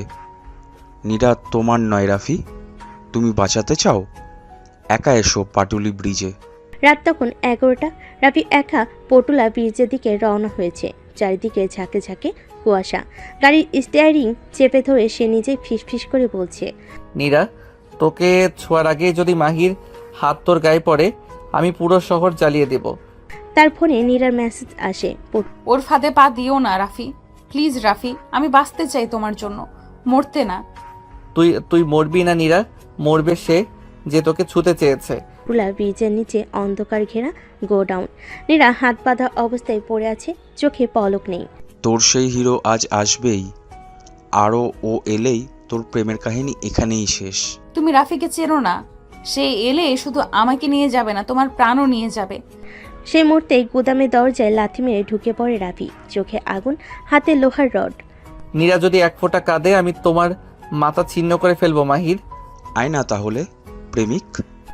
শুরু হয় রক্তক্ষয়ী লড়াই। মাহির 4-5 জন গুন্ডা নিয়ে আসে, কিন্তু রাফি পেছনে তাকায় না। একটা ঘুষি, একটা কিক, এক এক করে পড়ে যায় সবাই। রাফি পেছনে দেখো, মাহির পিস্তল বের করেছে। রাফি ঝাঁপিয়ে পড়ে, মাহির হাত থেকে পিস্তল ছিটকে পড়ে যায়, কিন্তু তার হাতে একটা ছুরি, আর সেটাই নীরার গলার কাছে। 1 ইঞ্চি এগোলেই নীরার গলায় ছুরি চালিয়ে দেব। আমার প্রাণ নিয়ে যা, কিন্তু ওকে ছেড়ে দে। হঠাৎ নীরা নিজের কনুই দিয়ে মাহির গায়ে আঘাত করে। রাফি সেই সুযোগে ছুরি কেড়ে নেয় আর মাহির হাতে ছুরি বসিয়ে দেয়। তুমি শয়তান। না, আমি প্রেমিক, আর প্রেমিক যখন শয়তান হয় তখন সে সব শেষ করে দেয়। আর মাহির হাতে ছুরি বসিয়ে দেয়। রক্তে ভেজা জামা, ক্লান্ত দেহ, তবুও চোখে ভালোবাসার দীপ্তি নিয়ে রাফি আর নীরা একটা পুরনো গ্যারেজে গিয়ে লুকায়। চারিদিকে নিস্তব্ধতা, কেবল দুই হৃদয়ের দ্রুত স্পন্দন শোনা যায়। তোমার গায়ে এত রক্ত, ব্যথা লাগছে না? তুই পাশে আছিস, ব্যথার চেয়ে ভালোবাসা বেশি টের পাচ্ছি। তুমি মরতে যাচ্ছিলে, আমি আরেকটু দেরি করলে হয়তো তোকে হারিয়ে ফেলতাম। তুই ছাড়া আমি মরে আছি নীরা, এই জীবন শুধু তোর জন্যই বাঁচি। হঠাৎ বাইরে গাড়ির শব্দ। রাফি জানালাতে তাকিয়ে বলে, চুপ, কেউ এসেছে, পুলিশ না গুন্ডা বুঝতে পারছি না। রাফির ফোনে একটা নাম্বার থেকে কল আসে, নাম নাই, ছবি নাই। যাকে তুমি শেষ ভেবেছিলে সে তো ছিল আমার চাটুকার মাত্র। এবার রাফি খেলা হবে আমার সঙ্গে। তুই কে? যাকে সবাই ছায়া বলে। অন্ধকারের নিচে দাঁড়িয়ে থেকো না রাফি, কারণ এখন আলোয় এসেই মরতে হবে। যে নীরার দিকে তাকাবে তার আলো ছায়া আমি দুটোই পুড়িয়ে ফেলবো। নীরা হতভম্ব হয়ে যায়, রাফির দিকে তাকায়। নতুন কেউ, আরেকটা শত্রু? আরো ভয়ঙ্কর, এদের ভয় নেই, শুধু ধ্বংসই চাই। রাতে নীরা আর রাফি এক ঘরে এক খাটে, বাইরে টিপ টিপ বৃষ্টি, আর ভেতরে দুটো কাঁপতে থাকা শরীর, ভয়ের জন্য, ভালোবাসার জন্য। একদিকে শত্রুপক্ষ, আরেকদিকে নীরার স্পর্শ রাফিকে সব টেনশন ভুলিয়ে দেয়। আমার শরীর গরম হয়ে যাচ্ছে রাফি, আমি তোমার বুকের কাছে আসতে চাই, একদম গায়ে গায়ে। এই শরীর, এই নিঃশ্বাস সব তোর, আজ কাল চিরকাল। রাফি নীরার হাত ধরে কাছে টেনে নেয়, তার চোখের দিকে চেয়ে বলে, তুই শুধু আমার, এই গায়ের গন্ধ, এই কোমলতা সব আমার, আর কেউ এক চুলো ছুতে পারবে না। তুই যখন বলছিস আমার শরীর কাঁপে, তোর ছোঁয়ায় যেন আগুন জ্বলে ওঠে রাফি। বৃষ্টির শব্দে মিলিয়ে যায় দুজনের গভীর শ্বাস। গলা নিচে নামে ঠোঁট, আর বুকের ভেতর জেগে ওঠে ভালোবাসার দাবানল। সকালবেলা আশ্রয় কেন্দ্রের দরজা নিচে একটা চিঠি পড়ে থাকতে দেখা গেল। রাফি সেটা তুলে নিতেই তার মুখ শক্ত হয়ে গেল। কার চিঠি? তোর শরীরের প্রতিটা ক্ষত আমি জানি, তোর ভালোবাসার প্রতিটা স্পর্শ আমি দেখেছি। এবার সময় হয়েছে, তুই নিজেই বুঝবি, ভালোবাসা দিয়ে সবকিছু জেতা যায় না। দেখা হবে রাতে, যেখানে তোর ছোঁয়া তোকে ফাঁসাবে। কে এটা? রাফি, এটা কি কোনো গুন্ডা না পুলিশের কেউ? না, এটা নতুন কেউ, আর সে আমাদের একদম কাছ থেকে দেখছে। একাই বেরিয়ে পড়ে চিঠিতে দেওয়া ঠিকানার দিকে। একটা পরিত্যক্ত স্কুল বিল্ডিং, ভেতরটা অন্ধকার ছায়ে ভরা। বের হয়ে আয়, আমার মেয়েটার দিকে চোখ তুলে তাকানোর সাহস তোর কিভাবে হলো? তুই তাকে রক্ষা করতে চাস? তোকে আগেই নিজেকে প্রমাণ করতে হবে রাফি। ভালোবাসা দিয়ে গ্যাংস্টার হওয়া যায় না, খুন ছাড়া কিছুই প্রমাণ হয় না এই অন্ধকারে। আমি তোর মুখ দেখতে চাই। তোর ছায়াই তো আমার মুখ রাফি। তোর এই পুরানো ভুল, তোর বিশ্বাসঘাতকতা, তোর নিজের অতীত আমি, সেই ছায়া যা তোর চোখে এড়িয়েছিল এতদিন। রাফি ফিরে আসে রাতের বেলা। সে ক্লান্ত, আহত। নীরা তাকে দেখে ছুটে যায়।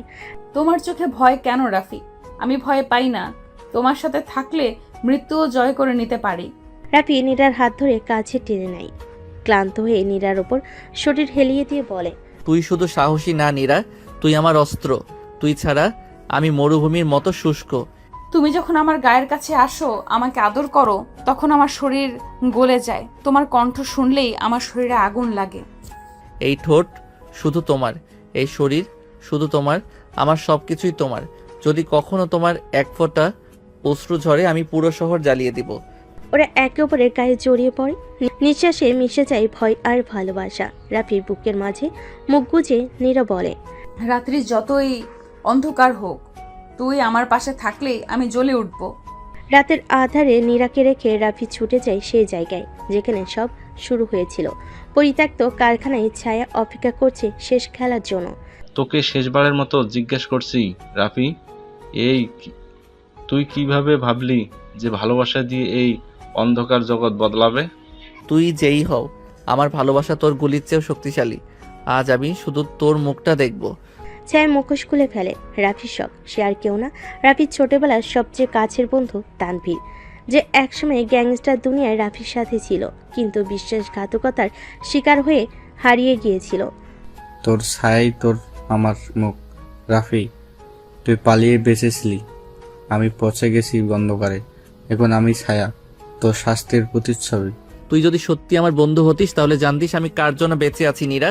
হঠাৎ ছাদের ধ্বংসস্তূপ থেকে পড়ে যায় নীরা। সে গোপনে রাফির পিছু নিয়েছিল। গুলি চালায় তানভীর। রাফি ঝাঁপিয়ে পড়ে নীরার সামনে। গুলির শব্দ।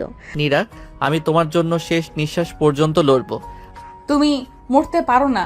তোমার ছোট, তোমার ঠোঁট, তোমার গলা, তোমার শরীর সব আমি ছুঁয়ে রাখবো প্রতিটা নিঃশ্বাসে। রাফি শেষ শক্তি দিয়ে তানভীরকে পরাস্ত করে। তানভীর রক্তাক্ত অবস্থায় হেসে ওঠে। তুই জিতলি, কিন্তু অন্ধকার কখনো মরবে না। সবকিছু জয় করে রাফি আস্তে আস্তে সুস্থ হয়ে ওঠে। কয়েক সপ্তাহ কেটে গেছে। শহরের সব কোলাহল থেকে দূরে, সব দুঃস্বপ্নের শেষ রেখার উপরে গ্রামীণ এক নির্জন বাড়ি। চারদিকে খোলা মাঠ, বাতাসে ভেসে আসছে শুকনো ঘাসের গন্ধ। ঠিক মাঝখানে চাউনির নিচে বসে আছে রাফি আর নীরা। নীরা মাথা রেখে রাফির বুকের উপর। নীরব নিস্তব্ধতায় ওদের হৃদয়ের শব্দ শোনা যাচ্ছে যেন। তুই জানিস রাফি, তোকে যখন ওভাবে রক্তাক্ত অবস্থায় দেখেছিলাম আমার পৃথিবী থেমে গিয়েছিল। এখনো রাতে ঠিকমতো ঘুমাতে পারি না। তোকে হারানোর ভয়টা আজও বুকের ভেতর আঁচড় কাটে। আমি তোর বুকের গন্ধে আবার বাঁচতে শিখেছি নীরা। তুই না থাকলে আমি ফিরতেই পারতাম না। তুই আমার সেই আলো যা অন্ধকারে আমাকে পথ দেখায়। নীরা একটুখানি উঠে রাফির চোখের দিকে তাকায়। সেই চেনা দৃষ্টি, যেটা ভালোবাসার চাইতেও গভীর, আগুনের চাইতেও উষ্ণ। আমি চাই প্রতিদিন তোর ঠোঁটে একটা চুমু খেয়ে দিন শুরু করব। তোর হাতে হাত রেখে যদি হাঁটি, পৃথিবীর কোনো ভয় আমাকে স্পর্শ করতে পারবে না। তুই যদি আমার পাশে থাকিস, আমি আবার রক্তাক্ত হব, তবুও কোনো ভয় নেই। তোর চোখে চোখ রেখে মরে যেতে পারি নীরা। নীরা ধীরে ধীরে উঠে রাফির কোলে গিয়ে বসে। ওর চোখ দুটো জ্বলছে। শরীরের প্রতিটা রন্ধ্রে ভালোবাসার আকাঙ্ক্ষা গর্জে উঠছে। আজ আমি শুধু তোকে চাই রাফি। আমি তোর স্পর্শে, তোর শরীরে উত্তাপে নিজেকে হারিয়ে ফেলতে চাই। আজ আমি তোকে বুকের ভেতর নিয়ে জেগে থাকতে চাই সারা রাত। তুই জানিস না আমি কতবার কল্পনা করেছি তোর ত্বক আমার আঙ্গুলে জড়িয়ে আছে, তোর ঠোঁট আমার শ্বাসে মিশে আছে। আজ তুই থেমে যাস না নীরা। ঠোঁটের ঠোঁট ছুঁয়ে ফেলে। সেই চুমুতে কোনো দ্বিধা নেই, শুধু জমে থাকা অভিমান আর উষ্ণতা, ভালোবাসা। নীরার আঙ্গুলে জড়িয়ে পড়ে রাফির চুল। রাফির ঠোঁট খুঁজে নেয় নীরার গলায় ধরনী। নিস্তব্ধ গুঞ্জনে চারপাশ ভরে ওঠে। রাফির হাত নীরার পিঠে, কোমরে উষ্ণ হয়ে ওঠে ওদের নিঃশ্বাস। নীরা চোখ বন্ধ করে ফিসফিস করে, তুই আজ শুধু আমার। এই শরীর, এই মন সব তোর কাছে উজাড় করে দিতে চাই রাফি। তোর প্রতিটা নিঃশ্বাস, প্রতিটা কাঁপুনি আমি অনুভব করতে চাই। আজ তুই আমার শরীরে ছাপ রেখে যা, যাতে প্রতিবার চোখ বন্ধ করলেই তোকে অনুভব করি। খোলা মাঠে ঝিঝি পোকার ডাক, সন্ধ্যার আলোয় শেষ রেশ। নীরা আর রাফি যেন সময়ের ঊর্ধ্বে ভেসে যাচ্ছে। ওদের শরীর একে অপরের মধ্যে গলে যাচ্ছে ভালোবাসার গভীর আবেশে, এক অতল আকর্ষণে। সব কিছু জয় করে ভালোবাসার এই পর্যায়ে এসে পৌঁছানো এত সহজ ছিল না। জয় করার পর ভালোবাসা আরও গভীর হয়ে উঠেছে। এই রাতটা শুধু ওদের।